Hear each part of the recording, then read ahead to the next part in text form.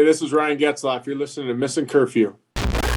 Up Dizzle, Oura Rings, man. Listen, my Oura Ring score for my 10 days in Manhattan was saying, get some rest, meat stick. Get some rest. Get some help. And now look at me, another week back in Newport, walking, swimming, sleeping. I'm refreshed, rejuvenated. My Oura Ring is happy with me. Getting ready for Super Wednesday, baby. Here I come. Sleep is a must, my man. That's why you're back. That's why you're back on the saddle, ready to I'm rock. feeling good, baby. I didn't sleep once in New York, but I've been sleeping a lot in Newport Beach this week. Our friends at Oura Ring are introducing the new Oura Ring Generation 3. New sleek design with a 24/7 heart rate monitoring, personalized health insights, fella, with sleep analysis and so much more. Adding 3 daily scores to your guide for you. What better way to understand your sleep and realize your potential? 7 temperature sensors to really understand your body temp, Obes. Sleeping, I mean, I don't know about you, but I like to sleep with my bed chilly. I like about 66 in there, fella. 66, yeah. See, so your body can get really in that good REM depending on the temperature. And you're able to really adjust the way you sleep and find out your potential of sleeping from the Oura Ring by the temperature in your bed. So Oura Ring is introducing with the new Generation 3 some sleep guided sessions and more. Sleep analysis also.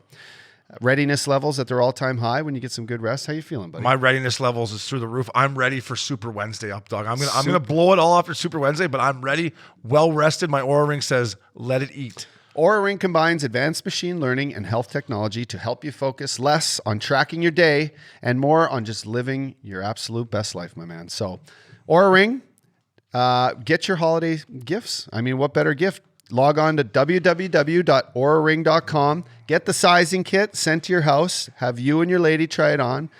Stick one under the tree. What better gift than helping someone with guided sleep access? It's a great gift for, obviously Christmas coming up and then the new year. People are going to, New Year's resolutions. This Oura Ring will help you monitor what you're putting in your body, your rest, to get you healthier in 2022. The Oura Ring helps with that, up dog. Mine's humming right now. I love it.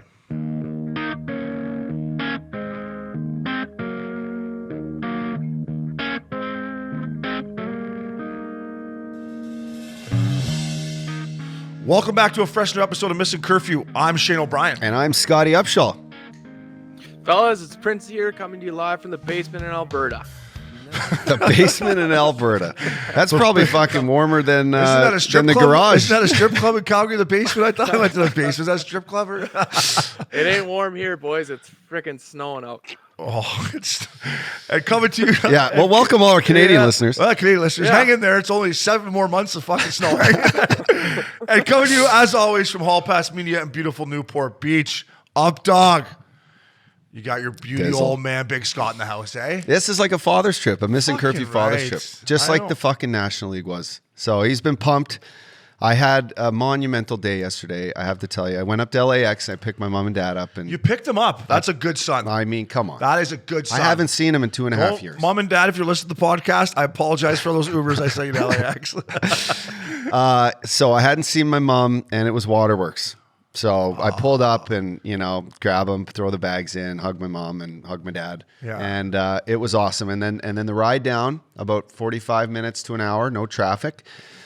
Talking about the good times, only to pull up in the park and witness something that it was, for me, Obie, playing hockey in front of Izzy last week in Philly, all-time thing.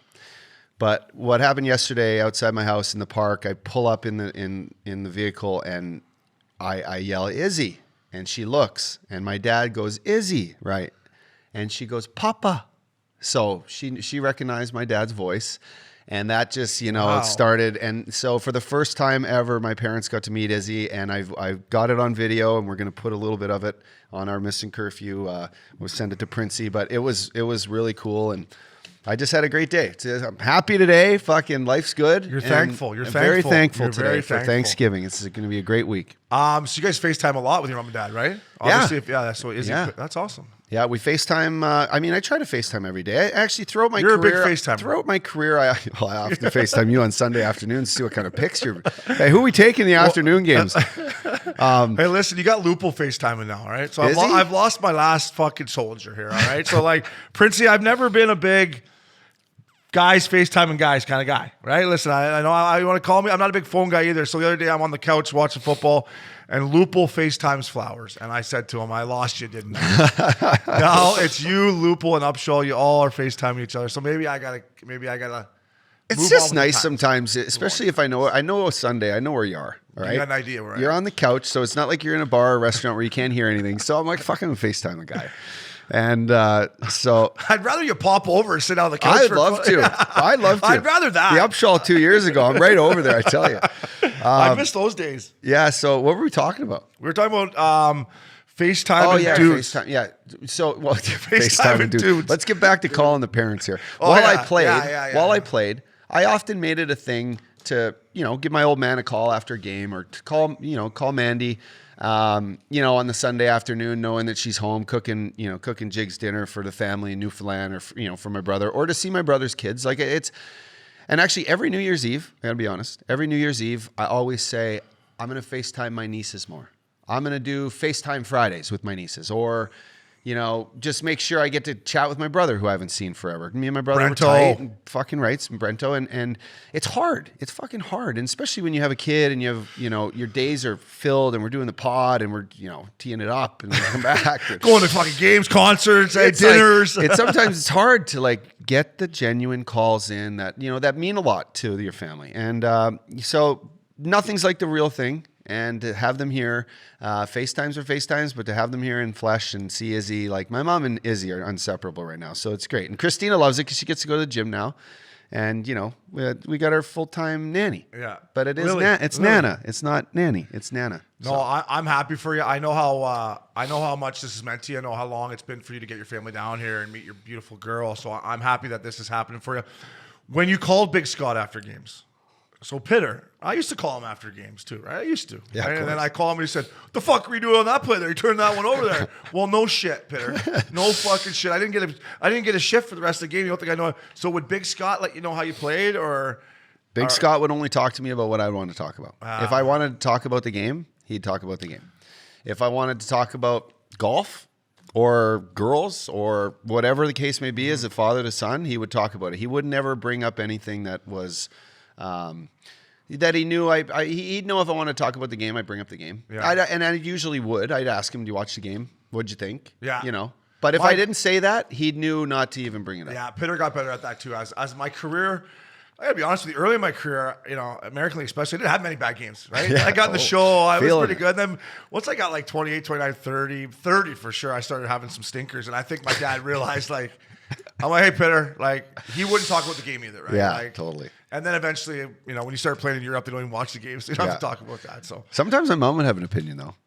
My mom loved watching the game. My mom loves it, especially if too. I did something like, dirty, or I got, if God forbid I got in a fight, she'd be like, "God, it scared me there with, that play in the corner where you hit that guy. Like, I didn't think you need to do that." But she always had her brothers played hockey, really great hockey players, sports family, and she knows the game and she watches it. She would not miss many games. So Mandy always had something to say, and it was, it was probably always the right thing to say. yeah, I know Roxy too. Roxy loved it. And when I started fighting, she just said, "If you're gonna fight, Shane, just try to win. Just win. Try to Yeah, win." yeah. Throw the first one. I said, "Roxy, I'm trying.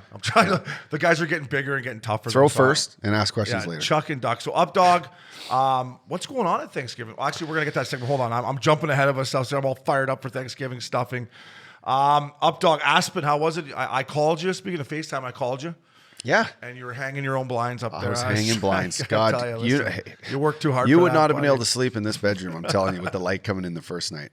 So I got up early. Second day, I went and got a fucking tool set like no one's business. You are handy. You are a handy guy. It runs in the family. Big Scott's a handy man. So is my grandpa Elmer. And so slowly, I'm learning it now that I'm on my own. But as you say, I don't think I'm too rich to hang my own blinds because it's actually pretty fucking easy. Is it? Yeah, it's not too hard. Although I did get on FaceTime for 20 minutes with my dad to show me basically the ins and outs of it. But the house in Aspen, my girl got a house in Aspen. She's a baller. She's balling.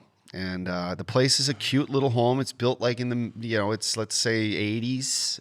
It got a little facelift in the early 2000s, but it needs a little updog love. And we were able to do that in the first weekend. We had a dinner one night, which was great. And then we actually did something really cool. Part of our trip was going to see a buddy of ours that actually met Andy Mackell and Lupo last summer. Good Canadian guy. Sheldon Wolitsky is his name. Him and his wife Katie have devoted. They got 4 kids, 3 boys that are all young and just fired up like Canadian kids are, ready to play hockey, and a little baby girl born 3 months ago. But long story short, Sheldon's a very successful business guy, born in northern Alberta, lived all over the Northwest Territories, Yukon, went to high school in St. Albert, Edmonton, basically, right up the street from St. Albert Prince. Raiders. No. The St. Albert Raiders is the junior team there. Yeah, see, there you go. There you go, man. We used to kick the shit out of them when I was in Fort Mac. But, not too far away from Loops Grew up. So anyway, great guy. I put his success aside. He lives in Basalt, just outside Aspen, and he has started basically a hockey program for diverse and underprivileged kids in the area outside Aspen, which is, let's just, we all know Aspen, what the real estate is there and what the community is like. It's some of the most expensive real estate in the world. Well, outside Basalt is a lot of the locals, and it's a great community with great people, but they don't have access to a rink. There's no rink. So he built an outdoor rink, generator, fucking Zamboni that we're going to put missing. We're sponsoring the Zamboni because it's such a great cause. So can I drive around drunk on the Zamboni? you can, yeah, I told him. And he actually is pumped to have this. Yeah, we're driving that thing right down Broadway. Right to the Little Nell, in the Missin Curfew Zamboni. Totally, right to the it'll be epic. That'll be on New Year's. So he had, so he sponsored, brought this rink. He started a program. He was expecting maybe 100, 150 kids to sign up. 300 kids sign up for this from ages can skate at 4 to like 12, 14 years old. And he bought them all gear. Wow. Skates, helmets, bags, sticks. The families, when they heard this, and I witnessed it with my own eyes, but they all got there, and it was an opening day skate. There was a dog race on the ice. There was a keg. I haven't drank out of a keg in fucking years. Did you do a keg stand? No, there was only rule there said no keg stands. Right? Tough rule. And I like to hang upside down. I got my own hashtag. You're made for keg Uppy stands. upside down. Yeah, so that's you're my made thing. For keg stands. I know. But listen, it was such a cool moment. I was skating around with some kids, and I'm speaking to one of the mums, and she's like, how do I get gloves and stick? Because everyone and I'm like, well, Sheldon right there, who actually everyone is thanking him and all this stuff because it's truly amazing what he's done. I'm like, he's got bags and gear in the garage over there. You really? And she's like, well, but I'm like, it's free. He actually paid for it. He's giving back to the community a way that, you see just really genuine people who care do this for kids. And he's spent more time on the rink in this hockey program so far in the last few months than he has in his business, which is, taking his whole life up. Yeah. And he had us over for dinner. This guy's pad is... He's a team guy. He has a National League pad. Yeah, I bet. Princey put up Connor McDavid's place today on our Twitter, which is juice. Yeah. Great work, Princey, with that. Juice, Architect, Thanks, Digest. Connor just doing his thing in Edmonton. But this guy's got a basketball court in there, for fuck's sake. This guy's got a basketball court. He's got a full water park. I'm talking in his garage. You lift up these things. He's got 16 garage doors in there. Does he got a wave pool? Wave pool? Everything. Fucking, he's got an 18-man, or I'm probably fucking this up, Sheldon, but I think it's an 18-man hot tub. Things, juice. Now that's where you go for a little team building soak. That's where you go for a soak right there. So come on, boys, team soak. 18 boys, come on in. So actually, and this is a really cool story that he told me, and I hope he doesn't mind I'm sharing this on their pod, but last year when things got shut down and our boy Biz on Spit and Chicklets did a fundraiser for the East Coast League hockey guys, and basically said, we're going to raise money for all these guys that can't play hockey right now, right? It was a great thing Biz did. For sure. He donated 20 or 25 grand, just sent it in. So Biz fucking called him and was like, what the fuck, bro? And Sheldon was like, listen, I listened to your pod and I just wanted to do something good. And I fucking played hockey and I have kids and, this is the least I can do for these guys. And Biz was like, fuck, this is incredible. Like, what's your story? So he said, I'm in Aspen. And Biz was like, I've never skied. So he invited Biz and his girl at the time and they went to Aspen and they hung out with Loops and Mackell. And Biz is not turning down a free trip, is he? A free trip, no. And he fucking, so it was funny, but it's the hockey community, and he's building it, and it's awesome, and we're really happy to be able to have a little pad there that you're going to be able to come stay at. We're going to have a nice New Year's Eve there. Yeah. And listen, I appreciate you wearing the Missin Curfew jersey out there. Fucking right, representing the brand. So Sheldon, that's his name, right? Sheldon. Great guy. Listen, I'll see you over there. He'll be there for New Year's, I'm assuming. Oh, 100%. Yeah, 100%. I'm going to test out that hot tub. Good on you, Up Dog. That's awesome. Sheldon, you're a beauty. I can't wait to meet you. Uppy, our boy Broadway, Jimmy Hayes, would have been 32 years old. Yeah, fuck. Fucking crazy. Fucking Broadway, man. Happy birthday, Jimmy. Happy birthday, Scoopsy. Happy belated birthday. I know. If you could send me a couple winners. Actually, I went 3 for 4 yesterday. Broadway would have been proud of me. Yeah, Proud of me. totally. Fucking Jets, fuck me. The Sid Jets. the kid. Yeah. Penguins are 3-0. Look out. Sid's coming. Don't bet against Sid. That's But good. Scoopsy, man, dude, I don't know. When I heard his voice in the thing that Max did and Princey did about, and he just said, "Miss you, fellas," I was like, Yeah, deep. I know. Kristen, I know Kristen's having a hard time these last couple of days. She went down to Florida. Took the boys on a Yeah, trip. Yeah. so I saw Tony and their family and Mark Fain and their family over at the house for dinner. But yeah, it's touching. Kevin putting out the Instagram the night before of just happy birthday, bro. It seems like it's fucking yesterday that he was. fuck. Every time I see a clip of him on Instagram, it feels like he's not gone. Yeah. But Up Dog, the 11 Fund. So Broadway, happy birthday, buddy. We miss you every day. We love you. The 11 Fund, the T-shirts, the Scoopsy T-shirts, gone. Good life. How are you? Fucking people are wanting to Thank you for feel the support, good and everybody. support. Yeah, it's a big.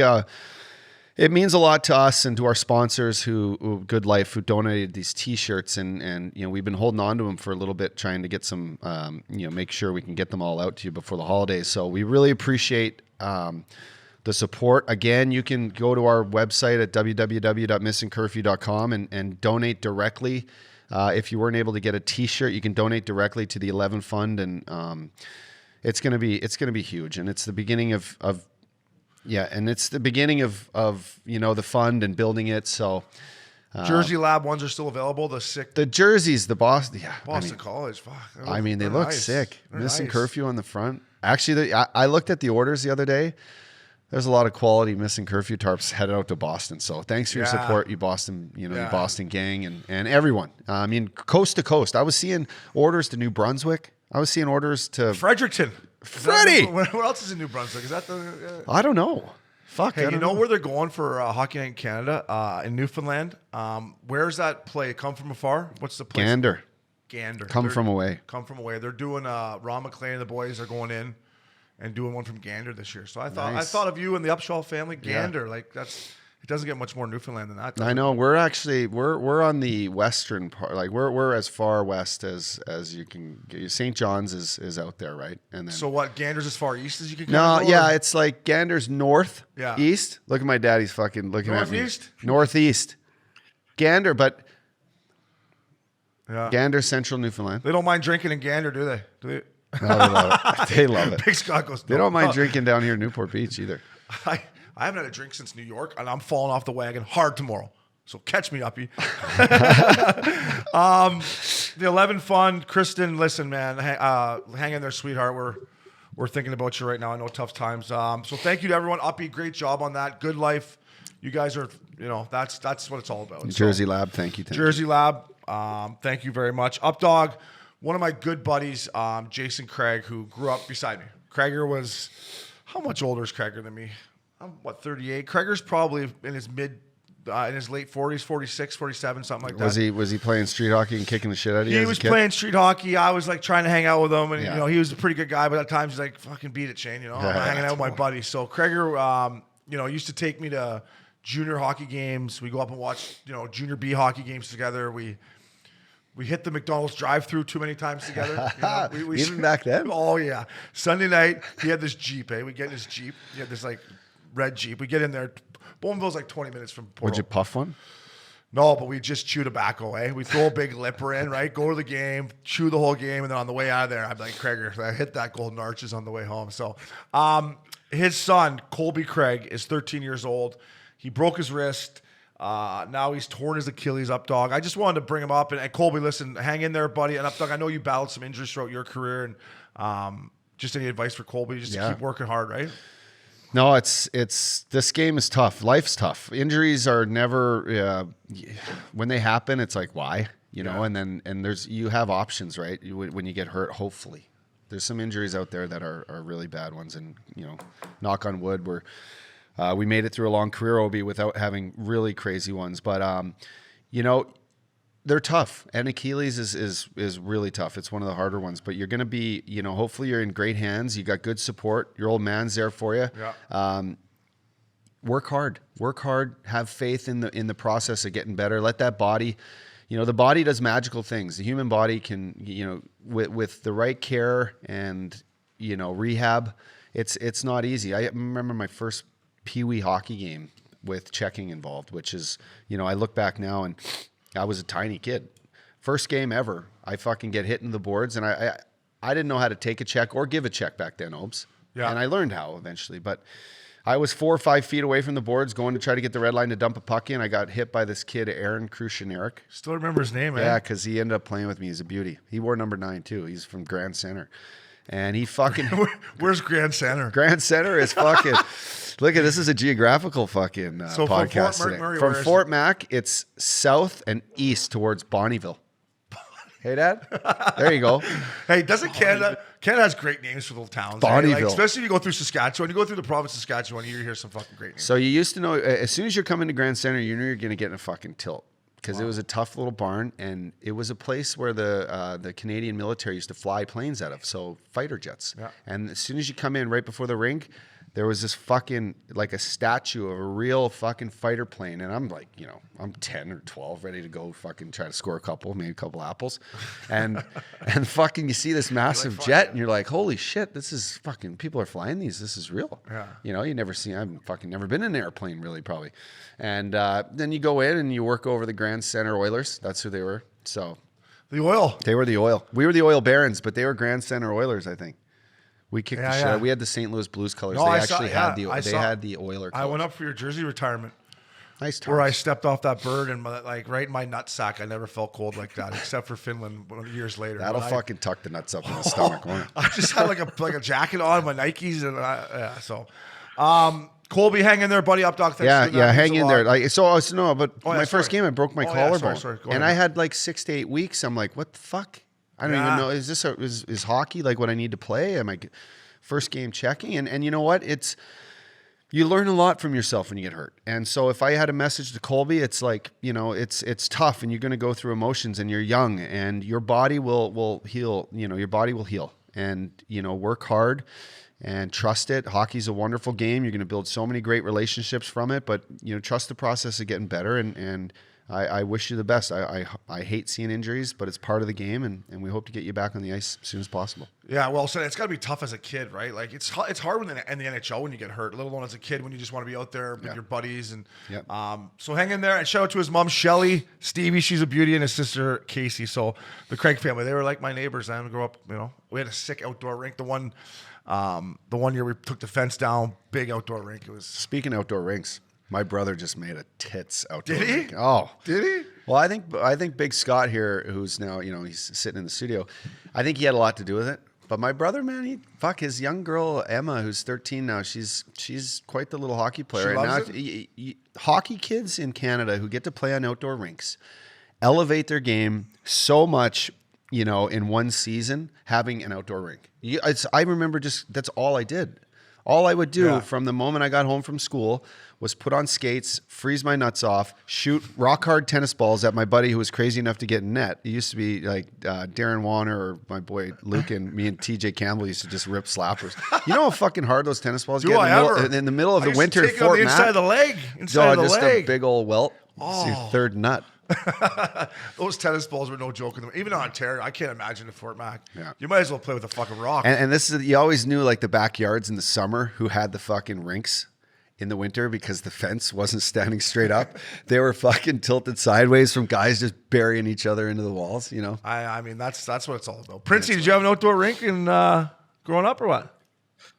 Oh, yeah. We always had an outdoor rink, whether it was in the backyard or out on the street or wherever it is. We still, I live by ponds now, so there's kids everywhere. And I've got a rink by my house that's occupied by kids, and it's also occupied by the two fellas from on the bench. Those two guys just live down the street from yeah. me, and they're always hammering each other into the boards. They're taking slap shots at each other's nuts and stuff. So I always see those two guys out there. That rink is where you live? I seen that like where they do shit there. Yeah, it's right down the street from me, and I see those guys all the time taking slap shots at each other, hitting each other over the head with their sticks. So How's we're your gonna game? Pay those guys a little visit. Hey, Princey, how's your game? If Yeah, I was like, if how I is was to your scout you for a squad, where would I put you in the lineup? Like what's your game? I would say probably 3 or 4 defensemen. You know, you guys only see me on camera. You can compare my size to about Jimmy's size. I'm about 6'4", in around that 230, 240 range. So I haven't gotten out much this year, but yeah, I use always a back end defenseman. Can you fucking pass it nice and crispy? Do you throw sauce? I can. Yes, you throw I can. sauce? I can. All right. Absolutely, I can. Yeah. All right, because there's no fucking bad pass you could ever give a winger like me. I'm telling you, Obie used to fucking fire it at me in summer hockey. We used to say You gotta knock it down? in the National League, you can't give a good player a bad pass, Princey. Can't give a good player a bad pass. So I was just trying to get up dog. As long ready. as it's crispy though.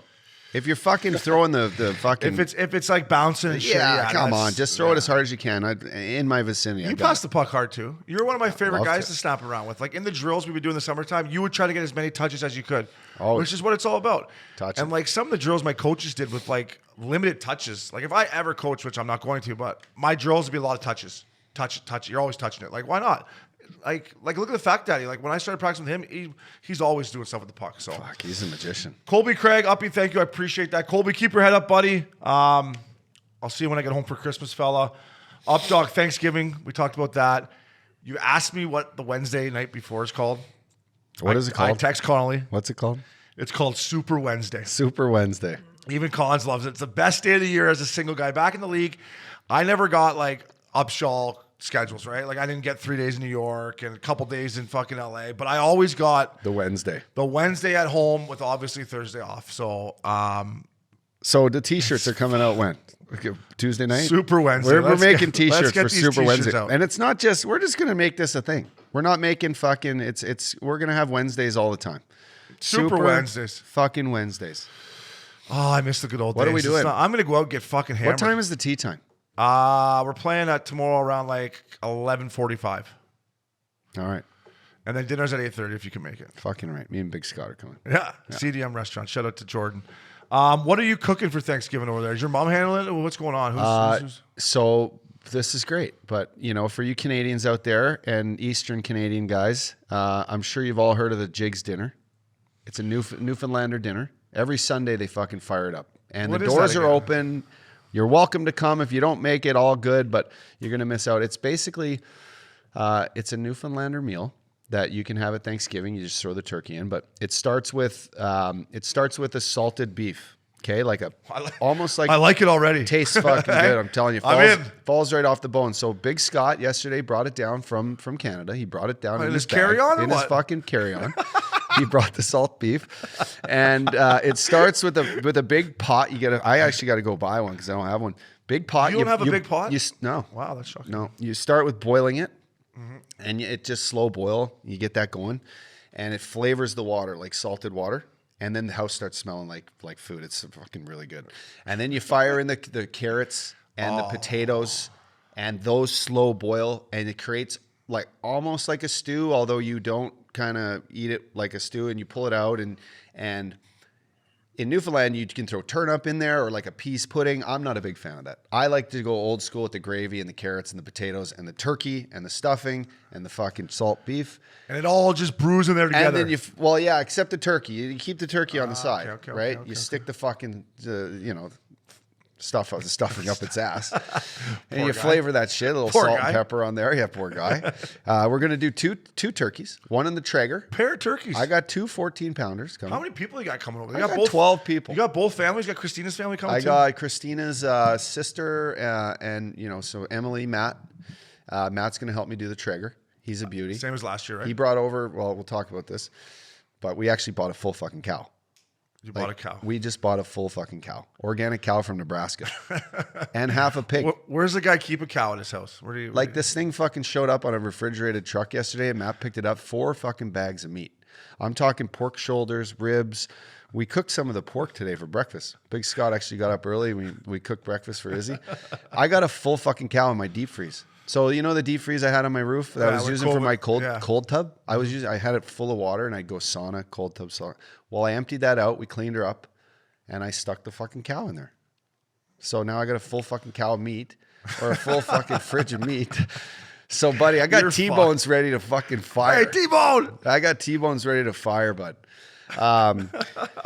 So I got Matt and Emily. I got Nancy, her sister. So 2 of her sisters, and then Loops and Flowers. I told them just bring the fucking wine. And then I got Joe D and Bex. Wow. So we got 11 or 12 people. Are you doing the same setup outside? Yeah, we're gonna do a nice table outside. You were there. I was there last year, yeah.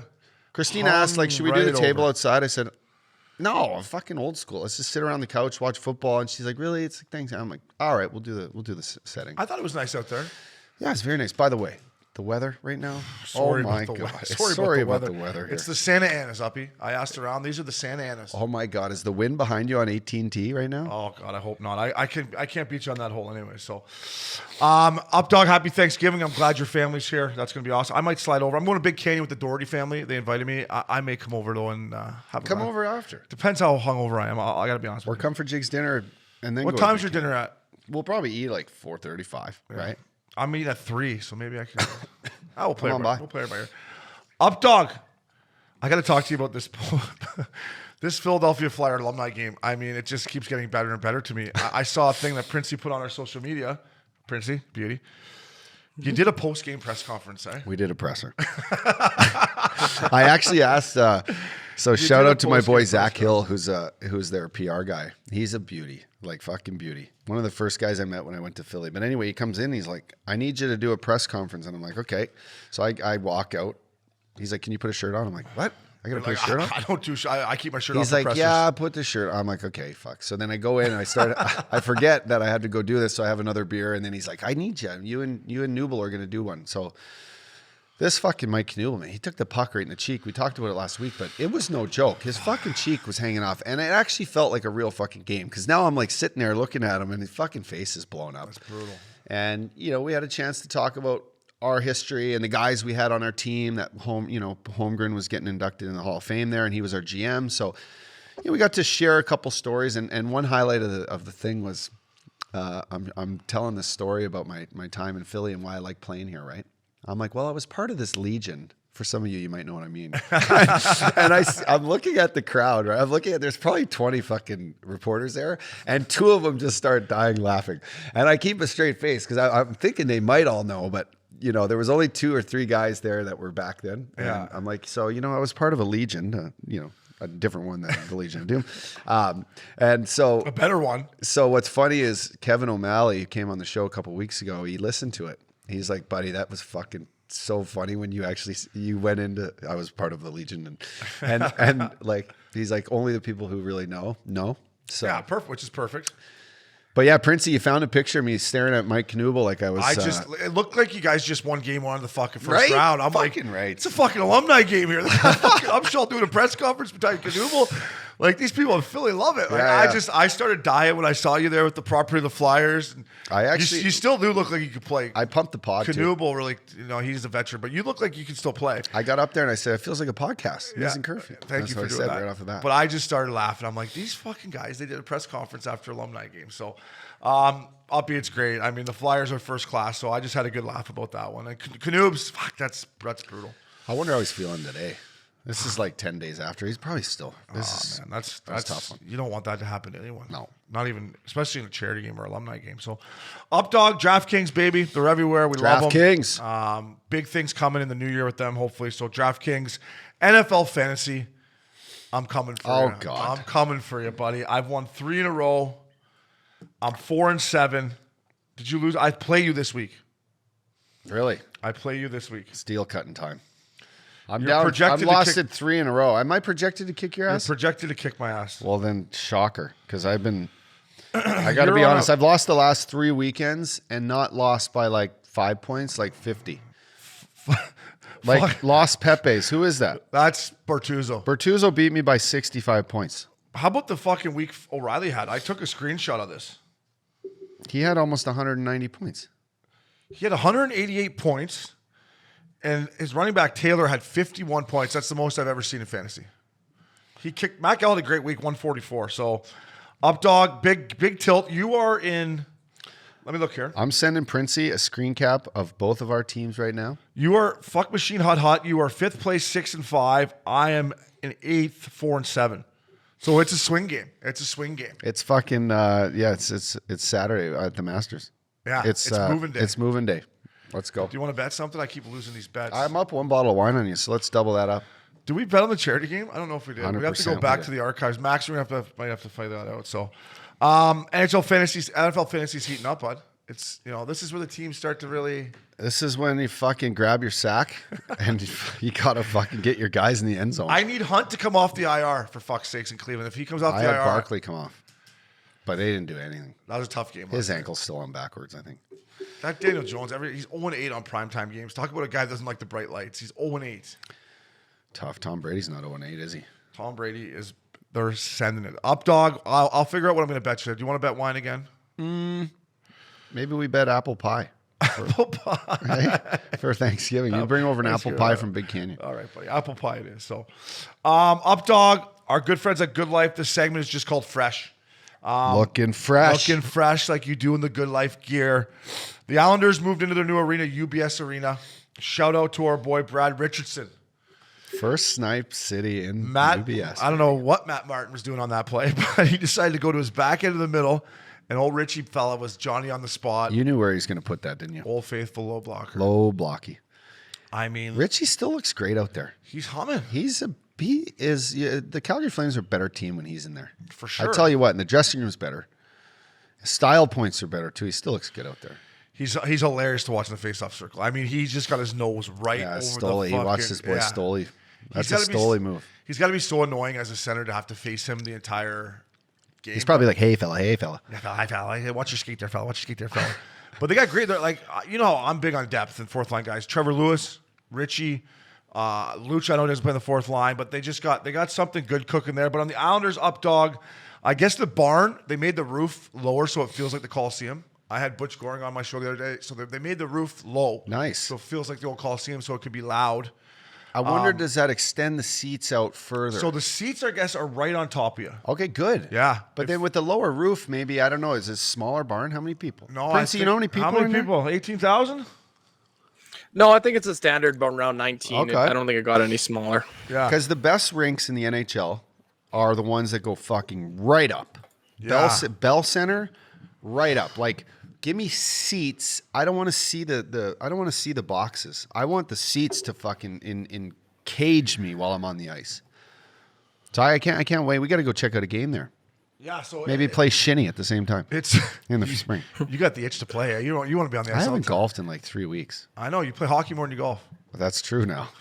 I told you I'm feeling What's your it. handicap I'm scratch? feeling it. I don't know.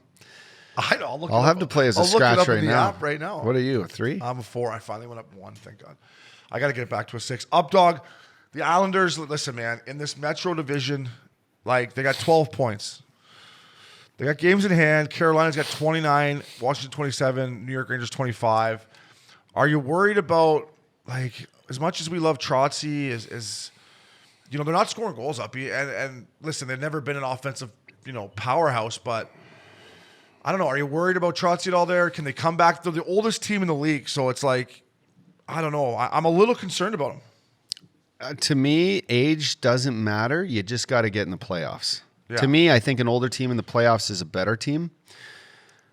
But I've never seen the New York Islanders in the bottom of the bowl here. I've never seen them in the last 6-7 years. Except for when we were playing. Well, there. yeah. I mean, No, in the last 5 years, they haven't been there in this position, no. so how long is a coach's timeline would be the question, Obes. Like, a coach does have a lifespan on a team, no matter who he is. And Barry Trotz is a prime example. He's been an incredible coach on 3 different teams. Stanley Cup winning coach only a few years ago.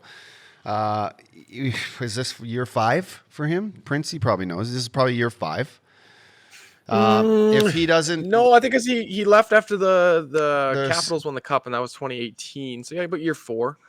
Well, then fuck, he still should be able to bring these guys, Do you think he has to change? I'm not talking about playoffs. I'm talking about to get them in the fucking playoffs. Now, do you think, now now come they might Thanksgiving, have to, they might have to tipping open point. up a bit, right? Like, I don't Yeah. know, right? Like Let now, the fucking kids play. The thing that I'm worried about is they got to play catch up the rest of the fucking year. And they're not exactly a team built to right? Like, unless they're going to win low-scoring games, which they very well could. Varley's 0-3 with like an 8.94 save percentage. That's, that'll change. We're seeing it with Fleury right now in Chicago. He's finding his game. Veteran goalies, they find their games. I just think Trotzy, and I love Trotzy, he may have to let the boys play a little bit. Like, let them cheat offensively or whatever till they get back into this thing, because they can't score goals right now, and you're not going to win without scoring goals. No, and they have great players like Pajot, Palmieri, Bolivier, Nelson. Like, these guys are proven like gamers. Palmieri hasn't found his game since he's been there. I think he's underperforming. You have one of the best dynamic centermans in the league that likes to play on the offense, and in Matt Barzal. Do you let him start fucking doing what he wants? But it's not Trotzy hockey. He's going to say, stick to what works. It's eventually going to turn. Yeah.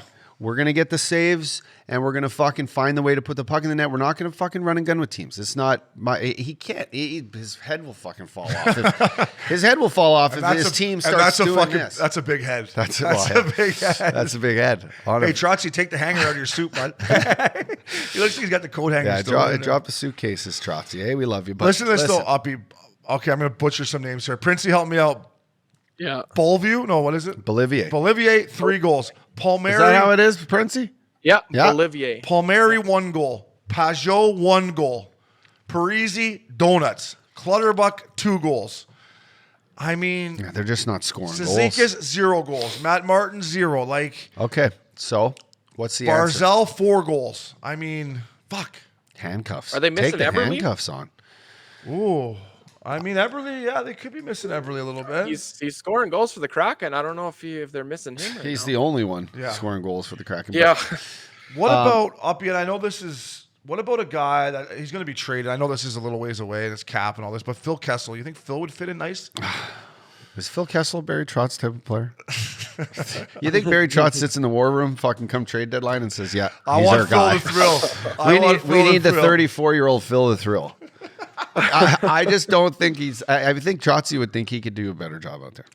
I know, and you'll know this better than me because you're forward. But if you could score goals, coaches will live with the other liabilities that you kind of bring to the table, right? Of course. If Phil can come in here, and I think, and shout out to my boy Cooley. Cooley thinks Phil is going to end up in Tampa because Phil this year is only making technically 1.5 bananas or something like that. Yeah. So he thinks that at the deadline, Phil's going to go to Tampa, but Long Island, I think could be a good fit for him too because they're going to need goal scoring. But if they don't fight their way back into it, and I mean, listen, their back end, like Chara, come on. He's moving like me in the fucking Shuppy charity game out there. Like, I don't know. I think they miss Nick Leddy, Uppy. They miss him and their captain. I mean, without their captain, Yeah, their he's captain's, hurt again, right? he's not in the lineup. I just don't think he's. If I look at Lou Lamoriello and Barry Trotz deciding on who to bring in to help the team, like, it's a two-way guy. Like last year, they brought Palmieri in at the deadline. He's not run and gun like Phil. You would count on him to be good in both ends. I think. I don't know. We need the fourth line to be the best fourth line in hockey, which is what they've usually been. But they need to produce. I know exactly what you're saying, and typically you're right. But I would say they got enough two-way guys. They need.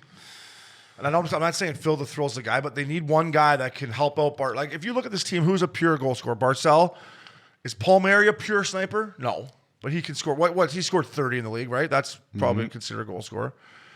Pajot, he has good playoffs, but he's not like a real pure guy. Like, they don't have Brock Nelson's a great player. They don't have like a pure goal scorer besides Barzal. Is there 2 Sebastian Ahos in this league? Yeah, there is. There is. Am I nuts? I'm looking at their lineup right now, and they got a Sebastian Aho on D right now, number 28. I'm like, I'm like, fuck up on the website here. He's got O'Brien stats: 4 games, no points, -4. He's got O'Brien. That's how you get sent back to the jungle there. But well, no, I mean, give the kid a chance. I mean, fuck. Where is this kid from? Hopefully, he's an offensive guy. Maybe he's the answer. He's a Swede. All was a Finn, right? The other one. Yeah. So anyway, enough about the Islanders. Yeah, they stink. I mean, listen, the reason I'm worried about it is I took them to win the Eastern Conference, so I got cash on them. So I am concerned, and I thought this was their year. And you don't, being an old team doesn't bug you to fight your way back in it. You're not worried about that. No. No. I like old teams. All right. Well, it's a great barn. People that have been there. Shaq's got a chicken sandwich in there. I guess that's fucking pretty good chicken sando. I'm hungry right now. Shaquille O'Neal has this place in the UBS Arena that has a chicken sando. So if you're ever there, maybe go check. I feel like a nice chicken sando. I wonder what the tie was to him and chicken sandos. I don't know. I saw them like a couple weeks ago that Does they he had ever- they had does he Shaq eat it there. on his show? I was like, why is Shaq at the new UBS Arena? And then obviously because he has a restaurant in there, just big old chicken sandos like Shaq. So they plan on having any other teams playing there? Is that just the Islanders barn forever? For now, anyways. Yeah. Yeah. Cool. It looks amazing. So we'll get out there once. The oldest rinks in the league now, Updog, MSG, but it's been redone and it's still sick. The Saddle Dome, which we talked to Princey about, it's a Great dump. rink. Come on, built in fucking 1800. 1983. It's as old as us. 1800s born it's yet. built in. Smells like cow shit in there still. Yeah, it does. Fuck, you get your parents to come to the game and watch you. They fucking freeze to death and everyone throws beer on them because they're cheering for the other team. Like, come on. So they're getting a new barn in 2024. Hey, Princey, is it going to be downtown? Yeah, it's just right up the street. I know you know where Cowboys is, Obes, and it's just right up the street Ooh, from Cowboys. what a time. I do know where Cowboys is. What How a about time. how about the Stampede in the summer? They just fucking tent that whole parking lot and it's filled. I've never done it. Have you done it? I took my brother there when I was like 19. He was 16. We booked her down from Fort Mac. One straight shot, 7-hour drive. Booked me and her him. down. I don't know what ID I gave him at the time, but we went right in. We got a hotel room, and that was my second experience at the thing. But my brother's first, and we just had a blast. But you know, for those listeners, if you've never been able to go to the Calgary Stampede pre-COVID, it was for 10 days. Each weekend is just fucking rock and roll. They got good concerts. They got hip hop now too, but great country concerts. You don't just have to go to the rodeo to watch fucking these guys jump off horses and get bucked off these crazy bulls. But you want to just go to these bars. And Cowboys sets the fucking standard. I bet. And the beer tub girls.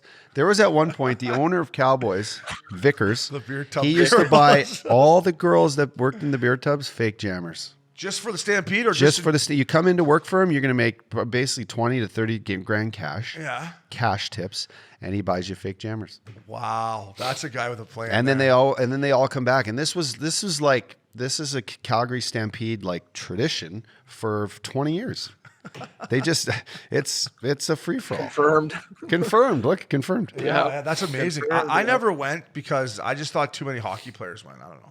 I didn't need anyone around the league seeing my shenanigans. No, more it's than- a time. It's is, a eh? time, yeah. Are we too old to go now? No. No, you're not. We're never too No, old, I- are we, Updog? No, it's got to be we'll plan it out. Missin Curfew takes on the Stampede. Yeah, I pitched in a live show at Cowboys Casino in the summertime for Stampede. Wow, we could do that. That we could do. DraftKings, baby. DraftKings, Hana. The older Barnes, Honda Center, and then the Shark Tank. The Shark Tank. Shark Tank. Ooh, that's old. That still gets a great rocking. building, though. They That don't gets get- rocking. They're not getting very good fans either. Islanders, come on, man, figure it out. I got fucking cheddar on you. I need you going. Updog, the LA Kings wore the silver buckets. Do they fuck or not? The Buckies. Did you see those things? I did. I'm not a big fan. I don't love it. I love the jersey. I like the jerseys. though. Yeah, that's Gretz. I think of Gretz, think they McSorley, should- yeah. fucking Robitaille back in the Yeah. day, Rob Blake, fucking Kelly Rudy. Great tarps. And actually, our girl Dominique Didia, who helped a us get sweetheart. this pod off the ground, she is sending us a couple tarps, Obes. The LA Kings ones? The new ones, yeah, me and you. It reminds me of like DMX back in the day, right? Is that Yeah, DMX? or- no, no, it was, not DMX. I'm thinking. No, Ice Cube, Thank you, Ice Cube, and what was that movie called? NWA. NWA. Thank you. What did I say? DMX. That's No, NWA. It reminds me of like Ice Cube and those guys back in the day rocking Yeah. that shit. Those jerseys are unbelievable. Unreal. And Wayner going that to was Great, back when they were playing in Great out of Western the Forum. Yeah. Imagine going because the Forum is one of my sickest venues ever. Like when you go to a concert and you see it all lit up outside. Imagine going back in the day and all those celebrities were coming because of Wayner playing there. It would have been fucking unbelievable. Awesome. Yeah. And now they're playing at the Crypto.com arena. You like that? I know you're a big fan of the like crypto. Well, fuck. I wish I had more. I don't have any issue. Am I missing the boat? You still, I think I- you the can way the still fuck- get in the early, way- but who am I? I'm not the a way crypto the way the specialist. Amazon stock went the last 2 days, I'll take all the crypto you got right now. Really? It went down? buddy. Down. Amazon? Down. Why? Down and out for the count. Bezos just gave Bill Gates like $300 million or something for his foundation. Well, I was down $100 yesterday per share. What? Yes. And it was what? $300 share? 3,000. 3,000. Okay, well, you're all right, bud. You're gonna be fine. I'm just telling you, I woke up. It's not how you want to wake up, Uppy. You know, we're not making millions here at Missin Curfew. That's for sure. We're losing money here. I know, but you wake it's up, all- you're like, you check the portfolio, you're like, huh? It's called business development here at Missin Curfew. Is that what it's called? I think so. I don't know. You and I is Business fresh. ethics. Up Dizzle, big news out of Canada. Gary Bettman meets with the premier of Quebec. Listen, Buffalo's getting 7,000, 8,000 fans a night. The rest of them are in the bar. The restaurant Chippewa Street. Arizona, they have no rink next year. Ottawa, I don't think Ottawa's going anywhere. But Arizona, I don't think Buffalo either. But Arizona, do you think you could see them in Quebec City here? Like, God, I was still... I've never been to Quebec City. Have you? Yeah. Except for the Pee Wee tournament, right? Fucking hey. Oh, yeah, Big yeah. Scott coached us there. Did he? Coached us. So we went in our first year. Does he know his X's and O's? Did he get you guys all prepared? Oh, with the you're X's and damn O's? right. He had the whiteboard going. He had the mullet too, actually. Him and my buddy Jarrett Lucan's old man Jay. They both had the mullets and the stash. The pictures are epic. I'll slide them. Fire to one Prince. on Missin Yeah, it'll be Curfew. epic. Yeah. We lost the second year as you know, Big Scott. I think I was the captain, and we lost in game 2 to this team from Italy. They fucking scored a late one. The on us. Italians beat you. Yeah, but they were Swiss Italians. They like Bolzano? No, like did I tell you my story about Bolzano? basically probably like Lugano. Swiss Italian, like they were on the Swiss part, but the Italian border. That's where I was So living. there was a team in Bolzano, Italy, in the Austrian league, and these fans were fucking just crazy fuckers. Yeah. And I laid out a couple of these little Italians, and I almost didn't make it out of the barn. Like they were throwing They shit were coming me. at Oh you? Yeah. fuck! I'm like, settle down. I know it's great over there when I played that team from Hungary the one time I ended Yeah, that. there was a team in Hungary too. And the fans didn't they stood up the whole time and they waved flags. And it was actually, I'm going to just shout out to my team, Ombre Piota. The fans at the Valasha, and they just built a new rink, thank God, because the rink that they had, which is it's a cathedral. It was built in like the fucking 40s. And it was outdoor rink. And the fucking rain would come through the roof and it would melt the ice, and it was crazy. But these fans loved it, like bleed Ombre Piota hockey. Yeah. And they're in a new barn right now. And we're talking about how UBS has the short roof. Well, they made this after the old one. And it looks fucking rocking in there, but they do not fucking give up. They do not let up on the opposing players. It is not fun to go in there, mainly because it was freezing. Like I'm talking, I was wearing toques under my helmet. Toques and mitts and fuck. I remember the first time I wore a scarf out for practice and all the guys were laughing at me because I'm like, guys, I'm coming from the National League here and it's fucking freezing. I don't care what they say. Scarf's a nice touch out there. Yeah. if you can pull the scarf off in practice, I that's pulled a nice one touch. off at the Winter Classic. You texted Your me Winter and said- Classic look was National League. National League, yeah. Yeah, there's a rink in Hungary too where we're riding the bus and we're like going through I'm like, where the fuck are we going, boys? And they're like, wait till you see this barn, Holmes. And I was like, why am I still playing? Like, do I really? But I told you would love the European mentality of the fans. There's nothing better. And there's nothing better than when you left that team and you're walking off the ice and you're doing the fucking. Oh, yeah. Like, that's how you fucking leave. Hey, Princey, they have a rink in Quebec City, right? Yeah. Ready to rock? The new one. Yeah. Oh, yeah. There's a new rink. I don't quite know the name of it, but I believe it's the Quebec Ramparts that play out of it, and that team is getting more fans than Buffalo is right now. That's a fact. So, as an Alberta boy, how do you feel about? Would you like to see the Nordiques? I like to see those unis back. Those unis, fuck. I would love to see those back. I think it's a good fit. Yeah, no, I think it's great. I mean, obviously, I'm a little young. I don't quite remember the Nordiques when I was a kid. So, but I've heard nothing but great things. I heard it was similar to the Battle of Alberta rival. I don't think it's a bad thing to have another team in Canada. I mean, this is all speculation. I've heard a lot of things that this is also an election year in Quebec, so this might be a political play. So who knows? Politics. A little political play. Politics. A little political. I'll tell you what. Tell me something. Tell me something. I wanted to see the day that the fucking Phoenix Coyotes dug a fucking trench in. Right beside fucking Bottle Blonde. Yes. Why not? Listen, buddy. Best place to play in the league. If it's anywhere, I would have taken league minimum to play there. If it's anywhere near Old Town or on the other side of the freeway from Old Town, next to that Indian Creek Casino, or in next to the fucking university in Tempe. Someone please do that, and it changes the whole dynamic of playing hockey in Phoenix. Now, talk about politics. It's probably a political thing that they don't want, another competition down there or to take it away from downtown with the football or with the, with the baseball and the Phoenix Suns. Yeah. It's the best place to play if you're living in Scottsdale. You're getting to travel to Scottsdale. You have every Canadian has vacations down there in the winter, right? Like. All Western Canada, they go to Scottsdale. They go to like Nevada or wherever, and my aunt and uncle live down in fucking or right on the best in the border of winter. Nevada. They love it. They just Yeah. get out of fucking Canada for a little bit and they come down here. Even- Phoenix is great. Even downtown Phoenix would have been better than when they built it. But I think, I don't know, Uppy, it's never going to happen in Scottsdale. I'm with you 100%. I think, as much as I love Phoenix, I think it's time. Yeah. I think Quebec City would make sense. And from So what I've heard, it's fun. The Colisee. It's fun. You'd have to ask Big Scott. He was old enough to go ripping around the streets of Quebec City. Well, we don't want to get him in trouble. I was here. young. I was with the Billet family. Mark and Andre. Yeah, I forget their names, but To Cuba, so Arizona, Buffalo, get to the building. Fuck, what are you doing in Buffalo that you can't go to the Sabres game? They're playing decent hockey, so get out there and support your club. Updog, our next segment is brought to our good friends at Cannadips Lip Boomers. We got one in right now. It's called Tickets Here. Canada, Updog, where when we used to go in there, there was fucking, you couldn't get a ticket. In Vancouver, we sold out 250 games straight when I was there. It was still going. It's down a bit, Uppy. Toronto is 7th, Vancouver's 8th, Montreal is 15th. Edmonton. It's just they're not. Edmonton. They're You not got two of the best players. they're not- 84. 84. They're not selling out the barns. Princey, you can jump in here with us because you live up there. So whenever you want to jump in here, do you think it's COVID related? Listen, I have some people that jump into my Twitter are saying, "Listen, the game's soft. You know, there's no hits, there's no nothing."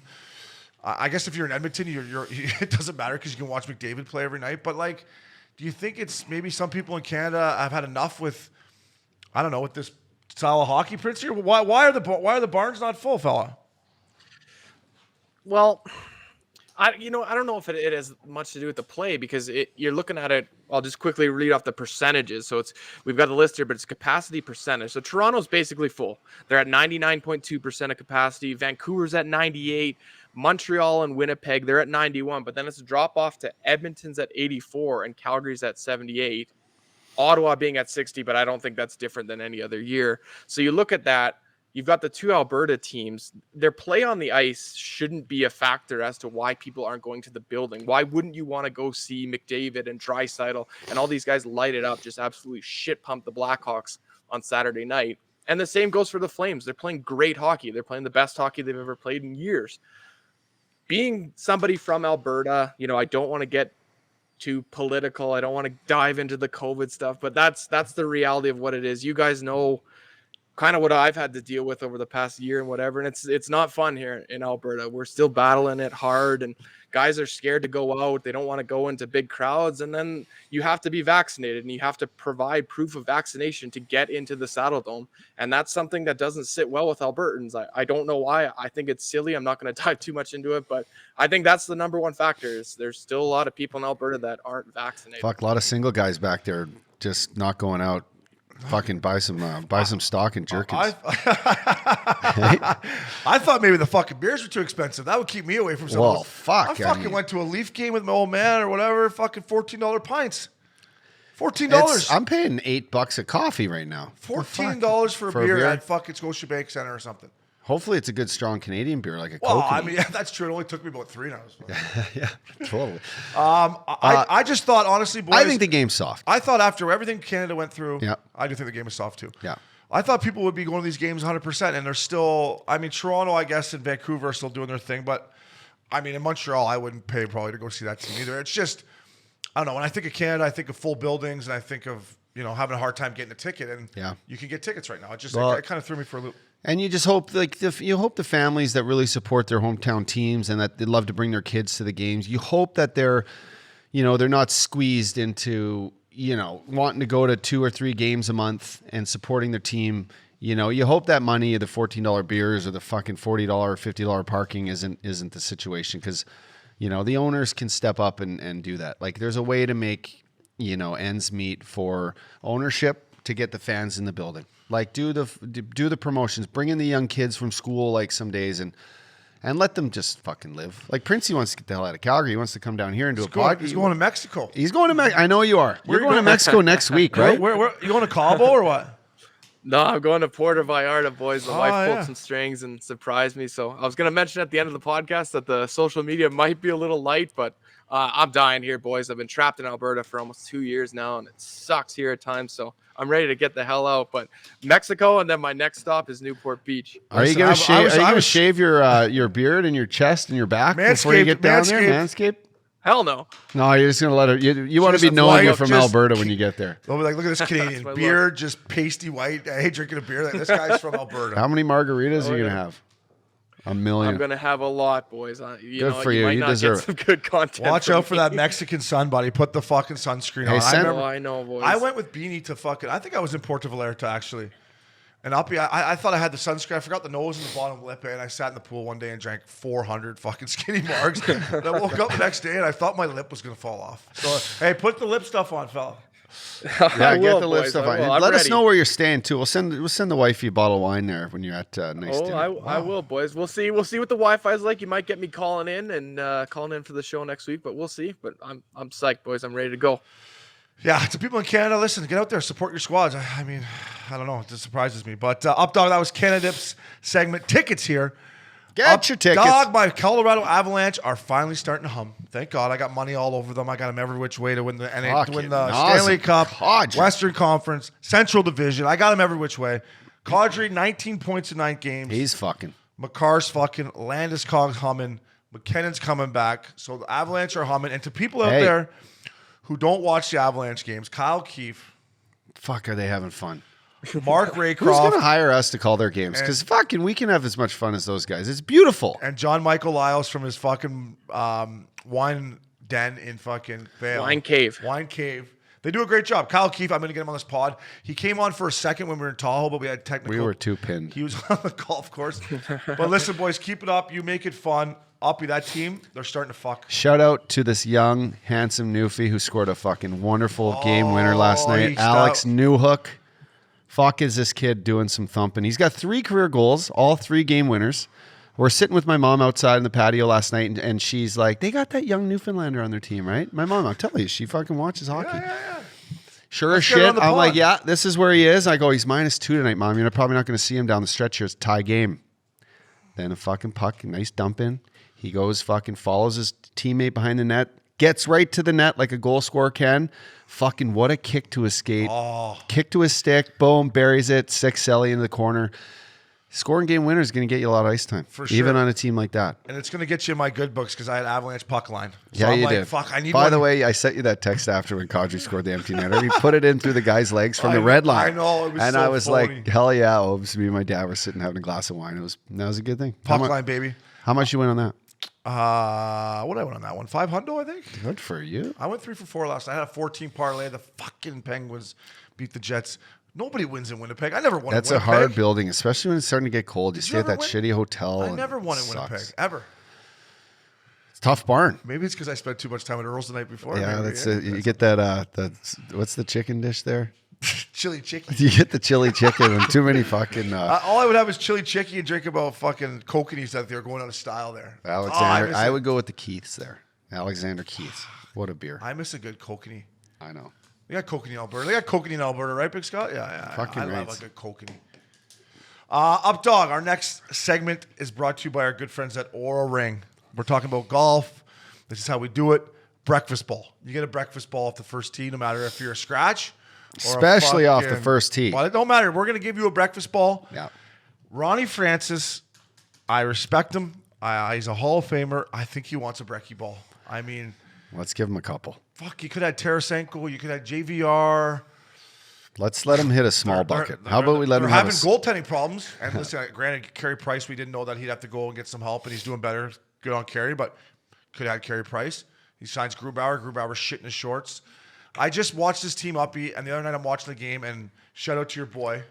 fucking Johnny. Calls a fucking great match. Johnny Forsland, you're calling a hell of a match. And you don't got much some nights to call. You got a great building there. The fans look like they're having a good time, although I heard them booing at some point. That's what yeah. But listen, Johnny, you're calling a great match. Your energy, I love it. It's fucking reminds me of fucking our boy Darren Pang, who just always is lonely jumping. Panger calls a great match. Panger too. calls a great match. You know, I'd love to sit in the booth with that guy sometime and listen to him call Let's a go up match. there. He's great. Johnny's great. Yeah. But to what you said about the fans booing, this was my point, that if you have the opportunity to have a good team right out of the get-go, why not try to go for And it? can Like, now you compete. got your fans booing you. You're fucking not even 20 games into being a franchise, and your fans are already booing you. Like, I don't know. I just think it's we'll see. Maybe he has a big plan this offseason. He'll get another high pick. I mean, they're they'll going to have- be they able have to cap space. They're going to be able to fire Yeah. at guys, but Yeah. I mean, you're right. You got to have a couple dynamic guys. I mean, I absolutely love my boy Schwartzy, and I think he is awesome every time Played he's on the great the ice. other night. You need guys to support players, and you need goal scorers. These guys can't score goals. I know. It's gotta be Jordan frustrating. Eberle having a good year, but McCann, like, is he your top left winger? No, he can't be. The D, like, they have no real dynamic goal scoring D either. It's Giordano. He's going to get traded. Their best offensive guy is your boy Dunn there. Oh, Vinny. Yeah, my bad. He's I their like best Dunny. he's their best offensive guy. Now, Like, but now they got Giordano. You name him captain, and now you're going to probably trade him. So now you've already had one captain in your organization. It's like, listen, I didn't expect them to be the Vegas Golden Knights and go to the Stanley Cup final. No That one was did. outrageous. But you could have had a good, solid, plucking team with some good veterans and made the playoffs the first year, and now you got fans booing already. Like, I don't know. You It's got a great, those nice jerseys too. It's like, a come great on. building, Yeah. and they do play well at home. Like, I enjoy watching them play at home. I like their white jerseys better, but I do enjoy watching them play at home. Uppy, it's just, I don't know. I think if you asked him, if you said, "Hey, Ron, you want to hit another one? You want a brekkie ball there?" Yeah, he'd be he's like, "Throw me taking that." it. So we'll see. I mean, fuck, our mock draft would have been great, but we were each $10 million over the cap. We would have went board. We would have put a couple. But then we'll deal with it. We'll tell a couple guys to go on the IR. Hey, your groin's sore today. You're going on the IR. That's what we say. Listen, you're going on IR, but listen, you come on the road whenever you want. Totally. Got to get away from the old lady and the kids. Jump on. You Yeah, gotta jump fucking- on. you can Hey, play. drink wine in the back. You can The do whatever boys. you want, but listen, Don't take too many young guys out. No, but keep your mouth shut. The league asks you're hurt. Yeah, Other you're than hurt. that, Come Yeah. on, bud. You're part of this team. We got you. So we would have found a way to get under that cap. Yeah. But yeah, we were all. Holmgren's in the Hall of Fame right now, and he knew how to do that back in the day. He sure did. So Oura Ring breakfast ball. Johnny Forsland calls a nice match. Nice so match. If you're not tuning to him, Updog, shout out to our boy Ryan Reeves. 700 games in the National League. That's amazing. 700 fucking hard ones, too. 700. Fuck, did he kick the Did shit you out see of the that guy last fucking weekend? purple suit he wore to the game the other I night? did. Was Is that painted on him? that night? That was tailored. That's New York tailored. Yeah, good for him. Yeah, As he congratulations. should. He should look good, feel good, play good, What a league. kick everyone's ass. Updog, Friday night top titty. Wow. For all the times you missed, you made up for it here, fella. 4th place, 120. I know, bro. You had McCarr, 38.2 points, and Ellers. Maxey, attaboy, 22nd. A-Hall, 49th. Princey, 79, and Obes, 95. Who did I take?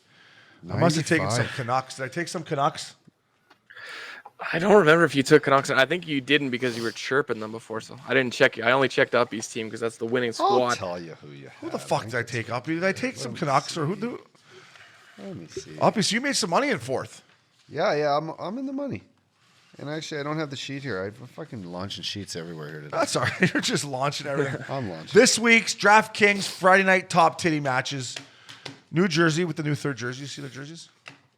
How do you not? It's PK Subban all over every fucking Yeah, this Instagram guy, this morning. man, with he it. gets like matches your Jimmy hat. Their uniforms look exactly like that Jimmy hat. Jersey. What do you think? I think it's a nice tarp. I think it's a good tarp. Yeah. Jersey, Nashville, Montreal, Buffalo, Seattle, Tampa, Vancouver, Columbus, Colorado, Dallas, Toronto at the Sharks. Friday night top titty. Updog. Fucking Braden Point's hurt for Tampa, FYI. So don't take him. I'm going to take Colorado going into Dallas. I'm going to take a lot of Avalanche. I'm going to take Toronto players, I think, going into San Jose. That's who I'm leaning towards. Who are you going to lean towards? I'm gonna stack up on some fucking Tampa Bay players. You are. I don't care. I think they're okay? gonna just steamroll. Like this. Stammer could be, the Hammers having This a could great be year. like 7-1. You think I they're mean, gonna blow them Seattle out? flying all the way East Coast. true. Like fuck it. They're the first time in the sun. They've been in the rain. I mean, fuck. They're They're, all gonna playing be- the champs. they're all Like it's gonna- good night, Jim Kite. They're all going to be sunburned out there after sitting yeah. by the pool in Tampa. They're like Princey in Mexico. They'll be just Princey, don't forget that fucking SPF, buddy. I'm telling you. Hey? on the lips. On the lips and the nose.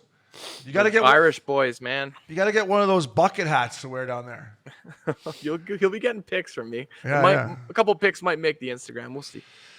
Friday night top titty, get involved, take down the Updog. He only plays about once a month, but when he does, he finishes Where was I fourth. Friday? I was in Aspen, but I forget where I was, and I was. got the link out. I got to make sure I get this in. You were in Aspen skating around the outdoor rink, I think. Was it Friday?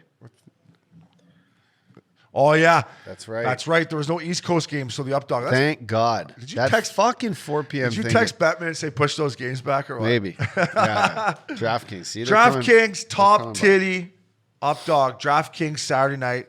Our whole weekend's DraftKings, baby. I love it, right? Lock of the night. I lost last week, the Islanders. Your Flames, Princey. Markstrom. I got Markstrom'd. I got fucking Markstrom'd. And I got Yeah, Richardson's. they look great. They look great. I wouldn't have picked them either, but they look great. Updog is 2-1. Princey is 1-2, and myself is 1-2. So Updog, you're in the lead. Another bottle of wine. Go ahead, fella. Pick your first game there. I gotta am really going to focus pick. this time. I'm looking right here. You know what we should have did? We should have done a Survivor. Actually, let's do the Survivor. Princey, you're not allowed What's to pick that? the same team to win twice in this fucking game that we're playing. Okay. So, do you Okay. remember who I picked? You picked Vegas to beat okay. Columbus, and Yeah. I picked Edmonton. you changing to the beat rules on me Blackhawks. here? I'm going full flower style here. Let's change change it. it, Let's so make now it it's hard. So suicide. you can't keep picking the same fucking team. How's that? Larry Fucking 1 and Bat- 2 here. So I'll pick a team that I know I haven't picked. How's that? Fuck me. Who I'm I going to pick? pick the fucking Detroit Red Wings. How's that? To beat Buffalo at home. That's fucking old school Joe Louis style. I hope Lidstrom puts the skates on, and so does Fedorov and Yzerman. Hopefully Datsuk makes an appearance. Hasek, maybe he can come back and play. I think I like a good young Detroit Red Wings against the the Buffalo Sabres. How's that? That's good. I love how you change this to on the fly here on the boys. I think it's a good game. Have I taken the Florida Panthers? Yeah. Fuck. They beat the See? Canes when you took them. See, this is good. You can't take him again. I like you it. Put me right between the shit and the stink here, Upshall. Have you taken Colorado? Probably. They're your squad. No, but I'm gonna sit on them now. I'm not gonna See? take those right away. How about Ottawa at LA? All right. Have I taken St. Louis? I have taken St. Louis, haven't I, Princey? No, the St. Louis one was our odds boost that we won on. So we did that as a team. It wasn't a lock. Okay, I'm taking the St. Louis Blues at home against the surprising and impressive to watch Columbus Blue Jackets. Well, they've turned it around the last couple of weeks because they were stinking. They're playing well, man. They beat for them. fucking Buffalo. Princey, who you got? Well, now that Scotty changed the Bettman rules. has changed the rules on us right. here, I'm going to get mine out of the That's a good way rule. because I don't want to bet on these guys because they're on a roll, but I do like this matchup. I'm going Saturday night, once again, Hockey Night in Canada, late game. I'm taking my Calgary Flames to take out the Winnipeg Jets. The Flames are rolling. It's a great matchup. These are two big body teams, lots of goal scoring. So I'm going the Calgary Flames are going to take out the Winnipeg Jets. Love it. Bum, bum, bum, ba-da, Bum, bum, ba-da, bum, ba-da. I love it, Princey. Up Dogs taking the Detroit Red Wings, hoping that Lindstrom's playing. I got Ryan O'Reilly, the Fat Daddy, and the Blues. And Princey, of course, fucking homer. He's such a homer. Yes. He's such a homer. If Calgary they didn't, Flames. if they weren't good, then I would stop talking They'll about be them. taking Oh, that, you're they'll so be happy taking that to- in from fucking the pool, in Mexico. Oh, the skinny margs, they fly. Get a couple pina coladas in the morning while you're down there. They're real We're nice. doing a lot, boys. Yeah, We're doing so- a lot. Up Dog, we got a great guest coming at you. We'll be right back. Ho, ho, ho. Santa's coming down the motherfucking chimney, O'Brien. The holidays came early here at Manscaped, the leading men's hygiene brand. Manscaped just launched new products, including their all-new ultra-premium body wash, Obes. That's fucking so you don't smell stinky. I got the over body holiday. wash. I got it. You It's do. good. The It's little. good. How about the nozzles on the top? Unbelievable. Great. Unbelievable. So, and 2-in-1 shampoo and conditioner, which I also, if you're lazy and you don't want to shampoo and then condition, Manscaped's got you covered. If you're in a hurry. It's time to give yourself or someone who needs it the gift of beautiful skin, hair, and balls this holiday season. Because, I mean, why don't you want to have a beautiful set of balls hanging on the Christmas tree or hanging between your legs? Go to manscaped.com and use code Curfew. for 20% off and free shipping, fella. Jingle balls to the walls, fellas. Listen up. Jingle, jingle. Untrimmed pubes are a thing of the past, and it's possible you have Santa's beard in your pants. It's time to leave your significant others some cookies and milk at the bottom of your chimney, and I'm talking about the Manscaped Perform Package 4.0. I don't know if I'd go next to those fucking milk and cookies if that was yours, I'd tell you. But it's also waterproof, so you can use it in the shower. It's like a gift to give your partner with just less mess. The Manscaped Performance Package 4.0 also includes a crop preserver and a crop reviver, an anti-chafing ball deodorant. I know you like that, Obes. Moisturizing and toner, because it's time time to keep your North Pole feeling, smelling fresh. I mean, the ball deodorant and the toner is unbelievable. I got it right there. Every time I get out of the shower, I get her going. So get 20% off and free shipping with the code Curfew at manscaped.com.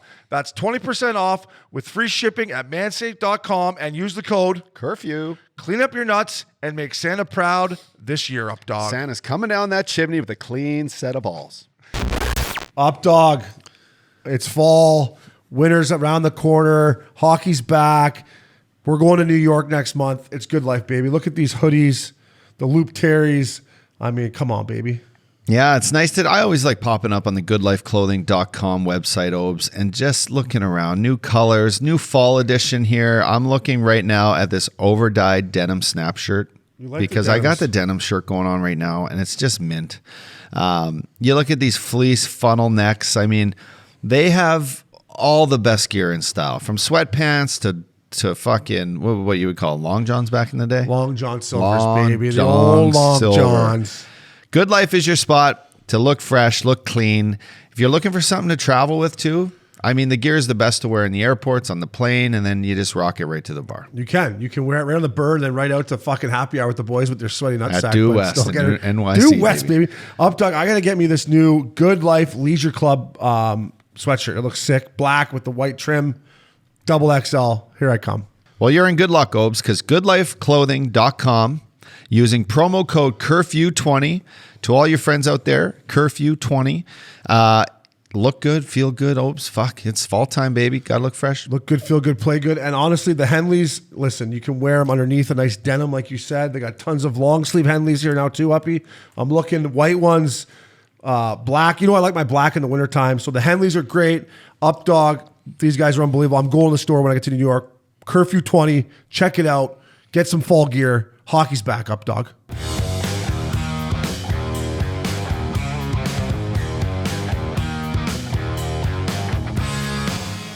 Welcome back to Missin Curfew. Up Dog. We got him. This guy, every time I turn a game on. Who we got? Every time I turn a game on, he's getting fucking, another ceremony for this, another ceremony for I have that, heard this guy's like- name more times than fucking the president. I know. And for Well, good reason. He makes more. That's a good thing. He makes more appearances than the president. Oh, that's yeah. for He ain't sure. sleeping. Is he? Ryan Getzlaf. Getsy, Getsy, thank you baby. for joining us, buddy. Good to have you, boys. Thank you. Look at that mustache. Yeah. Coming at night, What huh? charity are we sliding that to? What? What charity are we sliding that stash to when I don't she's know. all We done? could start something up. We'll see. The boys are all rallying right now. We got everybody on board.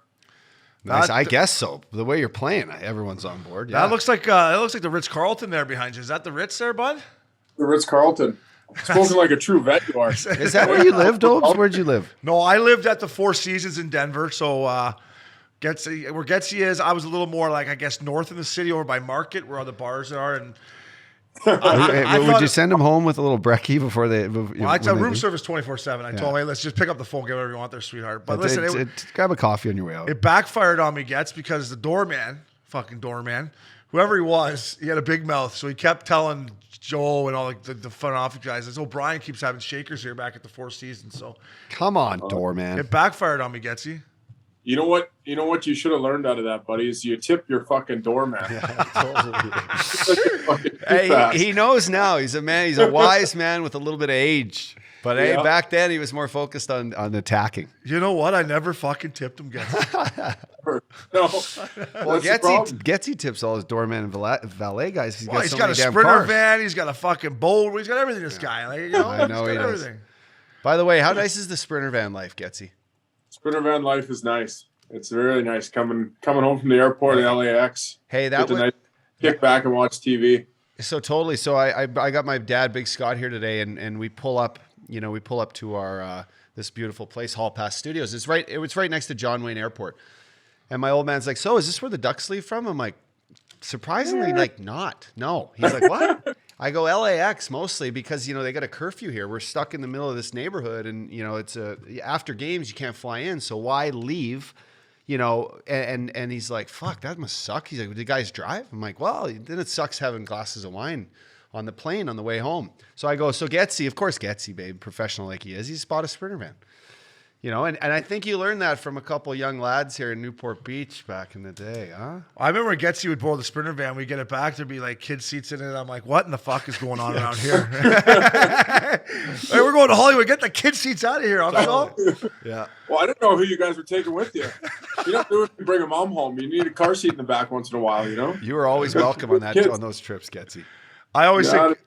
Getzey up for the Sprinter van. I'm like, Getzey, can we use your Sprinter van in like 2 hours? He's like, thanks for the heads up, Holmes. So I'm like, sorry, Getzey.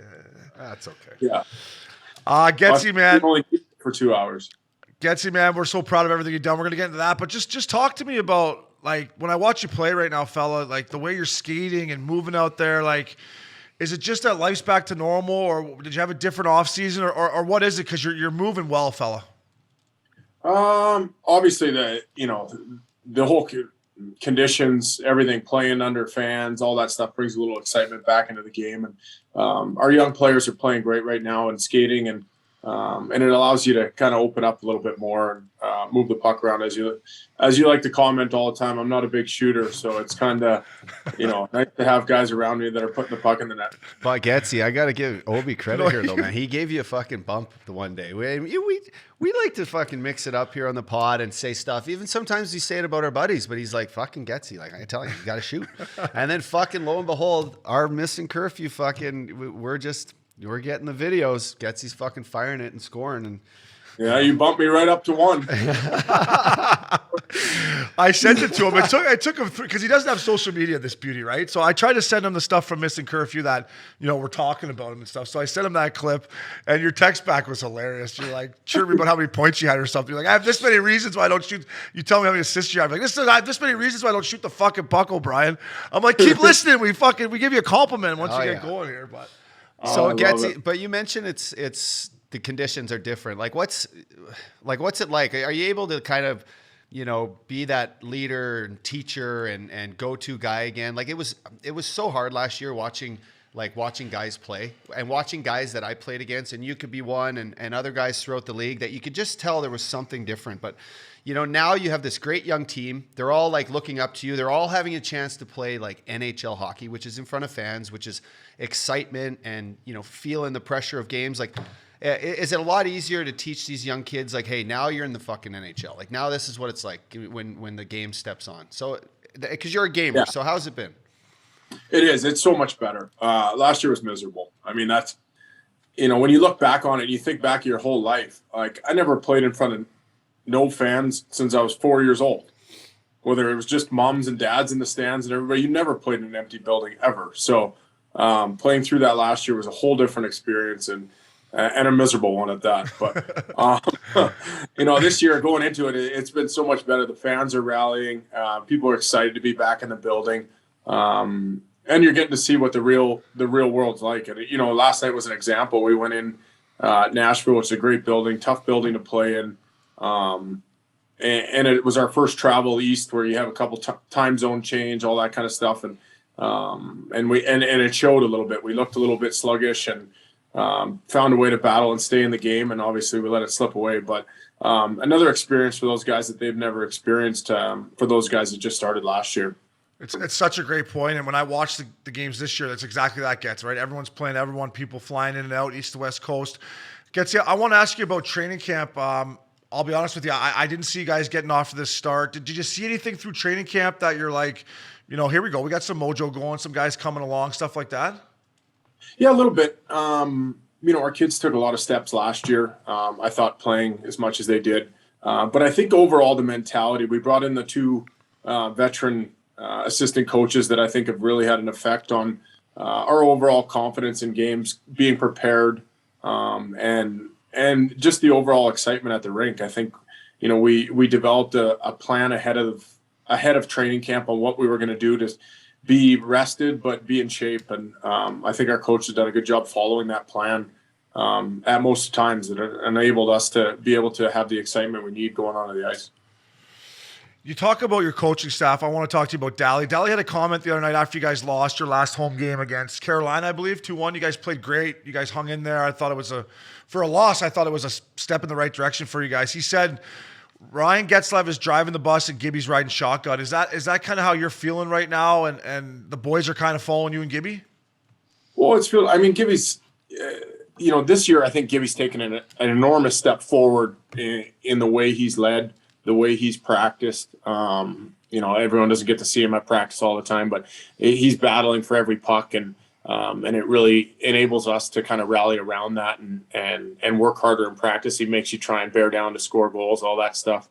I feel like this year the opportunity is, we started off the year with a mentality that we were going to try and win games. And, in the last couple of years, that wasn't necessarily the case all the time. It was more about trying to play the young guys and let them have experiences and all that kind of stuff. And that's where I got lost in the mix and all that, is that the minutes go way down. You're not in situations that I'm used to being in. And I think this year Dally's really enabled me to just kind of step forward and do what I like to do. And my minutes are up, and I'm having fun playing right now. Yeah, as all the success you're having this year, it makes me very happy. But I do miss last year's Getzlaf, where you're just fighting every game. I was like, all right, here's a Ducks game where Getzlaf's going to get in the tilt. Let's turn this on. It's epic. I'll try and make it in here for you soon, Paul. Yeah, how hard is that though with no fans? Like I would be. Fuck. I could just tell. Getsy's not like fucking feeling it when he's just wanting to fight people in front of him. No, he texted me a couple times last year through the season, and like I could tell through your text how frustrated and like how hard it was for you to be losing and not playing in front of fans. Like I'm like, fuck Getsy, like, and the way you handled it was great. You went out and just started chucking him. I'm like, that's a good old Western leaguer. He's like, fuck it, I'm just gonna start chucking him. Getsy, you talk about your minutes and like you're playing great out there. You're moving well. Do you want to continue to play this much down the stretch, or would you like to see some of these younger guys? How do you think you could keep up this high level play the rest of the year?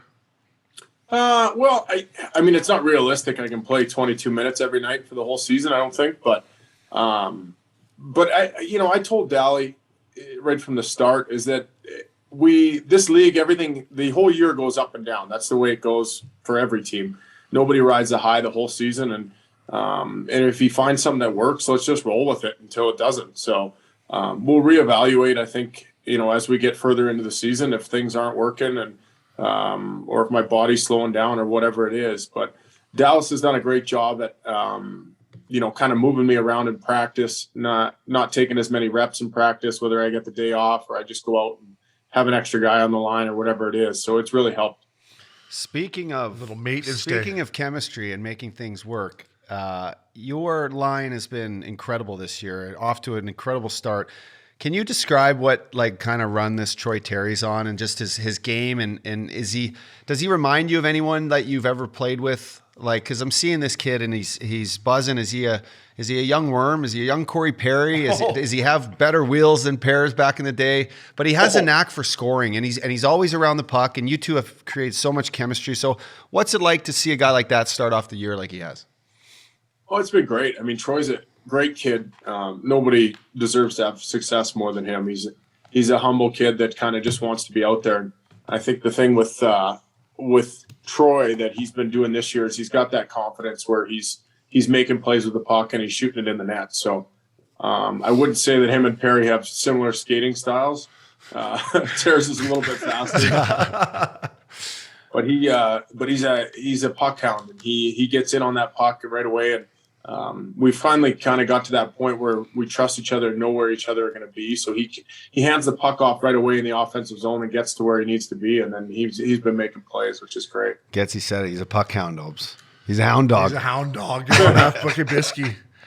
Hey, Getsy. You know what that's like, Scott. Oh, yeah. Ain't nothing but a hound dog. Hey, Getsy, Henrik was normally a center for you guys, right? Adam Henrik, did he normally play center for you guys? Yeah, he's been kind of bouncing around the last couple of years, but yes, he's a natural center. So how did that work out? Because he's fitting nice on that left side for you guys. Well, I mean, the centerman moving to the wing is really nothing. Oh, yeah. Uppy. Come on. Hey? Yeah. Just because you did it at the Olympics, okay? I get it. I mean, he's been doing that last couple of years. He plays, 10 games on the wing, a few up the middle, that kind of stuff. But it's nice having two centermen on the line all the time because you don't have to worry as much when you go back into the D zone. If he ends up low, I just kind of let him play there until we get the puck out or whatever it is. Sometimes I wish I had 3 wingers on my line. Some of Three those, wingers? some of those centermen, they can never keep You guys up. just run into the wall. Hey, they never keep up. Who would get the puck if there was 3 wingers? Yeah, with a D. What is the D for? I couldn't count on you down low. Could I in the middle? You're gonna Oh yeah, all low and slow, baby, low and slow. Can you imagine Scotty just roaming around down on the Getzey, D? He looked like, actually, you know what? Go back and watch videos of Tamo Solani playing down low. That's what it looked like for Scotty. Every time I play against Getzlaf, the first thing you say, Uppy, slow down out here, would you? Slow. I'm like, nope, no chance. Nope. I am going full. He's like, I got one gear. Look out, heads up. I'll go through that end boards if I have to. Yeah. Already tried a couple times. Hey, Getz, a guy I got to meet at your golf tournament this year. I played against him a little bit. That Nick Delorier, he's been huge for you guys, man. Like the way he plays and competes, and I know he's one of your good buddies. So just touch on how important he's been thus far for you fellas. Yeah, he's great. Desi's, he's a character guy around the locker room, everything. He's always talking, always buzzing. And but yeah, you're right. He's been moved up and down the lineup this year, and it's nice to see him get rewarded a little bit. I mean, he's majority been a 4th line guy most of his career, and he's been able to play up in the lineup this year and creating space for Z and some of those kids that need a little help in that area. So yeah, can't say enough good things about him. He's been fabulous for us, and obviously he's tough as nails when it comes to chucking him when he needs to. Who did he chuck him with the other night there? Big Luch? Is that who he chucked him with? Was he fighting Luch? He fought Luch this year. Yeah. I don't know if that was the last one though. He fought somebody else recently.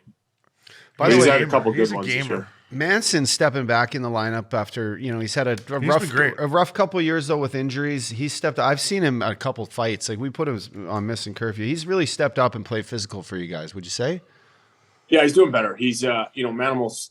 He's kind of that mixed. His body when he starts playing too rough and he starts running around a little bit, his body tends to break down. But he's been doing his job great this year. He's been simplifying the game a little bit, playing physical, like you said, and then he had a big fight for us in Seattle there that night, sticking up for his teammate. He's like me though. When he'll like jump in the play, and I'll be like, "Oh, here you go, Mance," and then he'll just fan on it right in front of the net. He'll fan on it or miss the fucking net. And he'll jump in. I'm like, "Oh, Mance, way to jump in that hole," and then he'll like catch a toe pick or fumble fuck it or something. Well, hey, that's the problem when your feet go faster than your hands. But he's been great for you guys. Another guy, man. I think this kid, he doesn't get enough credit, and you've been with him for a long time. And the way he talked about you after you broke the records, Cam Fowler, C4. man, he's C4. been fucking. When I watch him play right now, he's underrated. He is, and you know what? And he's been back to the smooth, natural kind of style. I think. I think he got a little bit lost in what kind of game he was supposed to be playing, and over the last couple of years, I think that, well, not that everybody didn't, but I think when you're pressing for things all the time, and Cam is such a great natural skater that can hit holes and sees the play really well. So I think he's gotten much more back to that style of play where he can just kind of drive the bus and just use his legs to get out of trouble when he needs to. Getzey, what's this like having this young Zegras on your squad? He This doesn't, guy he doesn't shut shut the up, fuck eh? up, does he? He doesn't shut up. You got Does- that too, hey? Is he a young Upshall or what? He's a young up dog, just with way better mitts and a little Not curlier hair. His mitts are a little bit better than yours. Hey, Just a little bit. They're a little bit better than all fuck, the ours. guy's So- got some fucking silky mitts on him. Oh my Hey, God. I'd say. Ridiculous. what's he like? Can he chat up any of the young babes in the bar, or what's he? Is he? No, none of these young guys can talk to babes. I in the know. bar. Well, see, it's a different game out there. Well, they don't have to. They got Instagram. He's got 100,000 followers. I'm sure he just DMs her. She comes over to his house and fucks him. I would have never got in trouble. I would have never got in trouble. You never break curfew, but then we wouldn't have this podcast. So what would that? I know, be? but I have about 20 more bananas in the bank. I wouldn't need it. We need that podcast. I wouldn't need it. So hey, what's he like? I mean, he's taken that half wall position. He plays well. He threw his stick over the glass the other day after he scored that OT winner. I mean, it's a kid's game out there, but some of these kids are good, and you guys got one there. So what's this kid like? You see him being a guy that's plays that style of game for a long time in his career. Yeah, he's a much louder Patrick Kane is the way I kind of look at him. He has the mitts, he has the skills to play the game. It's just a matter of understanding, whether what's going to work at certain times and not turning the puck over. And he's been doing a better job. He's learning from things, which is a good sign out of young players. There's nothing worse than a young kid coming in and you have to repeatedly tell him the same thing over and over again. So usually when you tell him, he understands that, there's times in the games to do stuff and there's times in the game not to. So he's done a much better job at that. And we'll work on trying to get him to shut up a little bit. I get you. You're right. From the start of the season, even to what have you guys played, 16, 17, 18 games, whatever it is now, he has gotten better in little areas and made better plays. And, I asked you about him, and Dallas Aiken said the same thing about him. Like, the kid never shuts the fuck up, but, like, it's good, right? Like, you think about us, like, it was your second year in the league, my rookie in the league. I'm sure there's days that, Bobby Niedermeyer and these guys are like, fucking Getzlaf and O'Brien didn't shut the fuck up today. But, like, is it a good swag he has about him, Getz? Yeah, it is. It's, he means well. He has fun when he's at the rink, and that's a big thing. It's nice to see a kid with some energy and excitement to be there and enjoying himself and enjoying the game. So it's the direction of the game, and second of all, who gives a shit what Bobby Niedermeyer said? Yeah. Fucking human clock killer. Eh? Man, we had a fun corner though over there. Maybe Scotty, but fucking Bobby Niedermeyer could kick rocks. Hey, they showed your first NHL goal the other day after you broke the record, number 51 there at Joe Louis Arena with the frosted tips. And fuck, you're looking good. Probably went off his toe, eh? You're looking good, buddy. You're looking good. God, those tips were nice. What did you say the other day? You're like, holy fuck about his hair. No, I said, Getsy's fucking turning the clocks back. What next? His hair going to start growing back? Getsy, I told the story about when you came down to Portland for a month there. They didn't exactly put you up at the Four Seasons Portland because there wasn't one. So, we had a nice Holiday Inn Express, I think. Getsy was over at my house every day playing video games, hanging out on the couch. So fuck, you guys won that game. We were playing in the final. You know that? Well, no, that's when the big Irishman sent Getsy and Pears down for a little. You and were then they came. Yeah. No, this is Portland. Sorry. Then they came down for Game 7. But he came down for a month, Getsy, and we were like hanging out every day. It was unbelievable. We had a nice time. We were playing freaking Tiger Woods golf on the couch. It was good. It was good for you to get a little taste of that, though, right? Like, I had this conversation with Cools. Like, I know it was only a month and you came down to dominate. Not that you were like this cocky first rounder, because you weren't, but even a month down there, you kind of like appreciated getting back to the show. You definitely learned to appreciate it. And more than anything, when you start in sunny beach, California, living in Newport, going to the rink every day, and then they send you down to Portland, Maine in the middle of December. You really didn't want to go back. I'll tell you that for free. Well, you can imagine. You're like, there's no Sharkies here. Where's the Sharkies? Where's the Sharkies? My first road trip to hear Getsy, fuck, we did it. We had a night at Sharkies, and then we walked down the beach with probably a couple girls at the time, and fuck, he's living right on the boardwalk. It was like, no, I had them all, but anyway, we throwing the football around and fucking, after the bar, and I'm just like, fuck, this is National League. I'm coming in Nashville, which is. No, I know. I saw his place. I'm like, how am I going to make this league? How am I possibly going to make this league that I can live on the fucking beach? And then I made it and realized I still couldn't live on the beach. And I was like, I'm 4 blocks from the beach. That's not bad. That wasn't bad. Yeah, I come stop by your house though. You got friends on the beach. That's all you need, bud. Getsy, talk about breaking the record, Teemu's record, and then obviously getting 1,000 points. And listen, man, you could tell watching it that you still didn't want it to be about you when you were doing your interview after the game. But then they brought your 4 kids on, and they gave you a little video on the jumbotron, which was unbelievable. But just think about, from riding in those white vans for summer camp with all the boys to fucking 1,000 points at all time. I mean, dude, I'm so proud of you. It's still to me like crazy. Like, you did it. Yeah, it's cool. He's going to cry over here, by the way, Getsy. He's fucking shedding a tear over here. I'm not going to cry. I'm not going to cry. I'm all cried out. Okay. I'm all cried out. No, I actually, when I saw the kids up there, that was the first time I've ever really been that emotional on an interview or the bench or anything. So it was a cool time. But yeah, like you said, the whole experience is hard to come by. I'm really uncomfortable in situations where people are celebrating me. I'm much better at celebrating other people and enjoying their success. So it was a long week.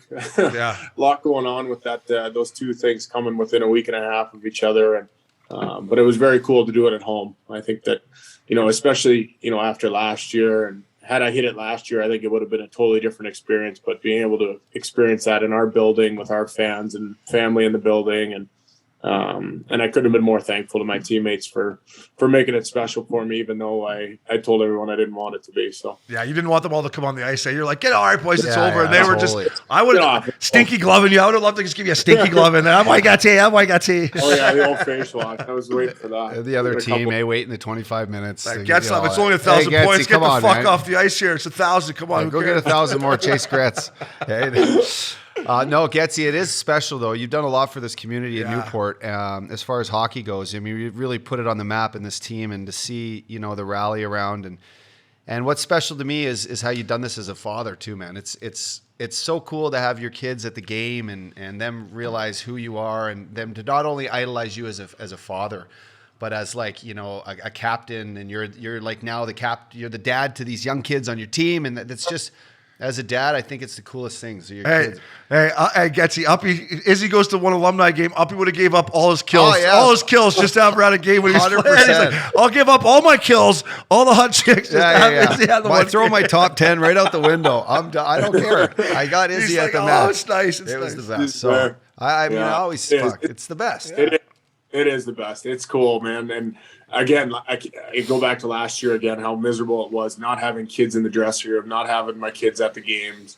That sucked for them, and I'm so thankful that this year we're back to normal. And my kids didn't even see our new locker room last year. The first time they came in the locker room was after that night at the ceremony. So it's been really cool to have them back around and have an excitement for them to watch Dad play. Speaking of back to normal, your life on the road. Fuck, back to normal. Where are you? Dinners? Where are we going to dinner tonight? Dinners. Troy Terry's taking us out. Oh, he's from there. He's from there, right? I'm usually a big Elways guy, but Troy vouched for this Italian place he's taking us, and he doesn't know that we're gonna wait rack him up out the tonight. bill. Yeah. He pays for the whole thing too. As you should. Well, I mean, you've been giving them backdoor tap-ins for a month here. You should at least give you a chicky parm or something. Well, I was thinking. Hey, Paul, the red chicky parm. Hey, Yeah, Getzey. Calamari too, though. Getzey, there's one of these two guys sitting on this table here. When you sign your deal for 1 year, 4.5 bananas, somebody here said, it's a little overpaid. I would say now that you're kind of a bargain, aren't you, over there at 4 and a hook, aren't you? So you might want to tell somebody I here just that, thought, he's going to want to go somewhere at the deadline, and if he's making too much cash and it's an excuse, but fuck, now the Ducks are just shoving it right up our hoop. Yeah, the Ducks are proving us wrong. So I like it. I'd pay you 10 bananas. I'd pay you 10 Getzey There's just to be nothing on wrong my with side. that. I'd rather be overpaid than underpaid. Well said. I know. Fuck, I was never Every day of the week, bud. I know. So, up dog. You got anything else for Getzey here? Yeah, I just can't wait to get him back and kick his ass on Big Canyon.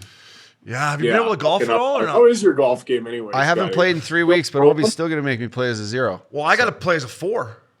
Yeah, What do you mean? Your handicap doesn't move based on how much you play, Scotty. Yeah, but it's like the injury rule. Like your game goes to shit when you don't play for a while because you're hurt, right? You got to get back in shape. It's like fucking the bag skates that the coaches make you do. Like you can't just step in the game again and fucking be the way you were. So that's why when I come, I get to play as a 0, and I play 7 rounds there a year, and you play. Well, you live on a golf course. You built a green in your fucking backyard. You got chicken ranch. I mean, you got a chicken coop. You got a chicken coop. You got a batting cage. I mean, you're working on all facets of life and sports. For our listeners out there, when we get the privilege to play with Getzey, which is probably 2 or 3 times a summer, which is not enough, but hey, still playing.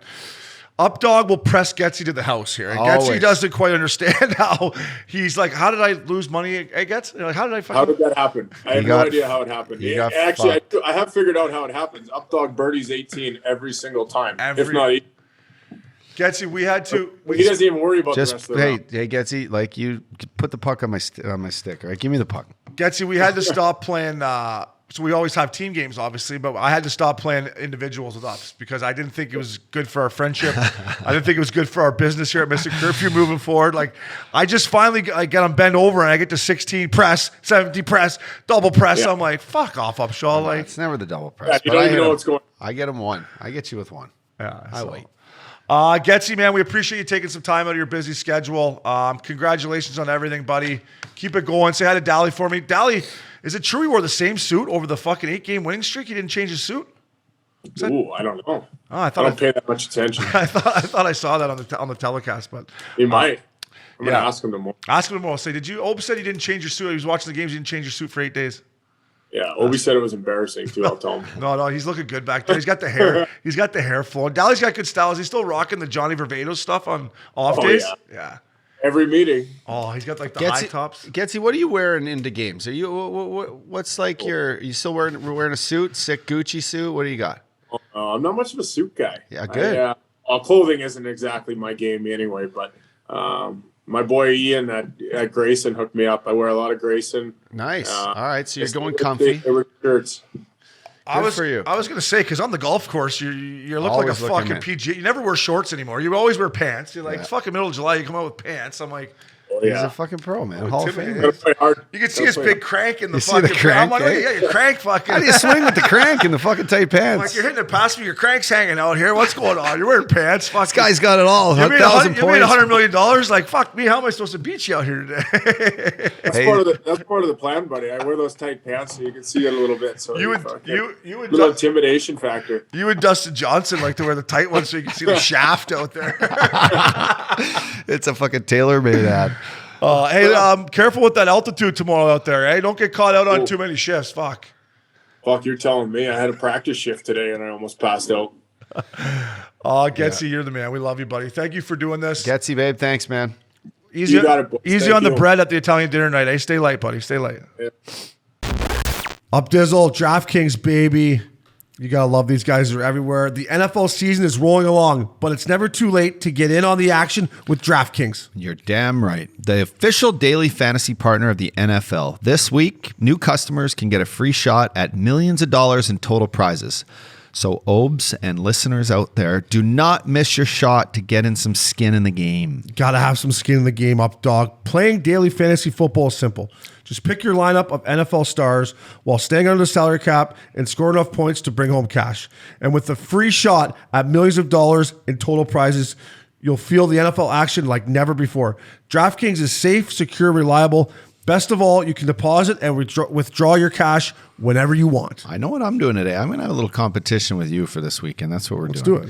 Download the DraftKings app now and use promo code Curfew Kings. This week, new customers get a free shot at millions of dollars in total prizes.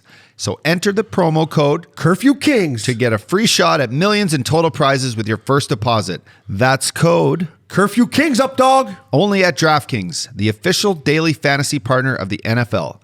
Minimum $5 deposit required. Eligible restrictions apply. See DraftKings.com for details.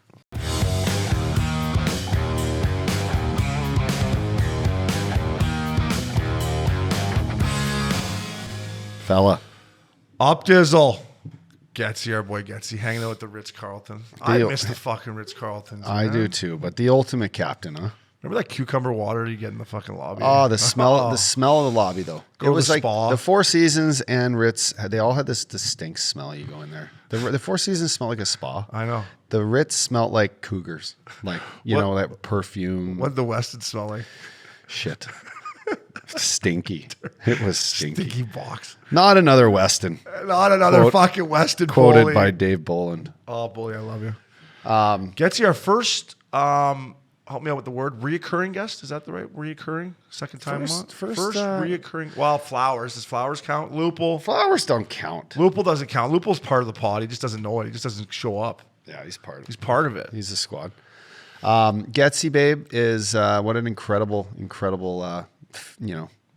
career so far. Still going. Yeah, I actually, you called it. I thought he was getting overpaid. That was funny. I wasn't. You gonna- prick. Eh? You had to do that. You had to do that. Hey, Getzey, one of us up here One of us up here. thought making 4 and a hook is a little cheap. A little too much for you at the start of the season. Lo and behold, I'll be a lot of honest. guys in this league would be wanting Getzlaf on their squad. Yeah, I'll be honest with you. I love Dallas Aikens. As you know, I say it a lot. I didn't want Getzey to resign in Anaheim. I thought it was time for him to go new city with his family. Go see how other teams do it, right? Like, Yeah, go of enjoy course. another city. Go see other things. See how go work with other trainers, coaches. Like, just see another organization. And I think it came down to that. He wanted to beat the record for all-time scoring. He beat Tamo, and now he got his 1,000th point in that uniform. And it's a great story. I think if Gibby can continue to stay healthy, and Dally's right. Getzlaf's driving the bus and Gibby's riding shotgun, and everyone's fucking, you know how it is. Yeah. You get a good start to a season, people jump on. So To Getzlaf, thank you for taking your time. Updog, I always love being in the studio with you. It's good to see Big Scott finally back, down here. I know how much that means to you. Yeah. Thanksgiving, Super Wednesday. Super Wednesday, Thanksgiving. Everyone out there, hey. I got to pace myself tomorrow. I know. Be careful on Super Wednesday. Drive safe. Uber. Take an care. Uber. Hey, take care of your friends. Take care of your friends. Wrap it up. Wrap it up. Wrap up the turkey the next day. Wrap up the turkey. Yeah, wrap up the turkey. Yeah. I got to pace myself up. These full day drinking things we do now, like Friday golf, right? Like, I end up being the drunkest guy in Newport. Like, I got to really pace myself tomorrow, I think. It's right? not the damage. Sorry. No, it's okay. Go. It's not the damage you're going to do on Thanksgiving. It's those fucking turkey sandals that you're going to take down on Friday. I cannot wait for a Friday turkey sandal. It's going to be turkey sandals. So we'll have lots of those at the house. You're letting Flowers come and eat in front of your family, huh? Does your family know what they're going to witness, this guy eating turkey? It's the most disgusting fucking thing in the world. I haven't actually told them yet. Well, Big Scott, I warned you. Wait till you see Flowers eat the ass out of this turkey. It's gross. It's gross. We had these two girls down one Thanksgiving. Like, pretty good, pretty hot girls. And the way he's eating this turkey, and he hadn't closed her yet. I'm like, well, you're not closing her now. No. Like, he had the You're turkey eating like fucking Fred Flintstone. He's like, this is the best part. And he's got like right in the ass of it. I'm like, looking at him like, you are fucking in one. So You caveman. Updog, I'm thankful for you, buddy. I'm thankful for our friendship. I'm thankful for Missin Curfew. Yes, sir. So, all of the above. Families are healthy. Binger, keep it going. Maxie, Hall Pass, A-Hall. Happy Thanksgiving, Updog. Love you, buddy. That's Missin Curfew. That's Missin Curfew.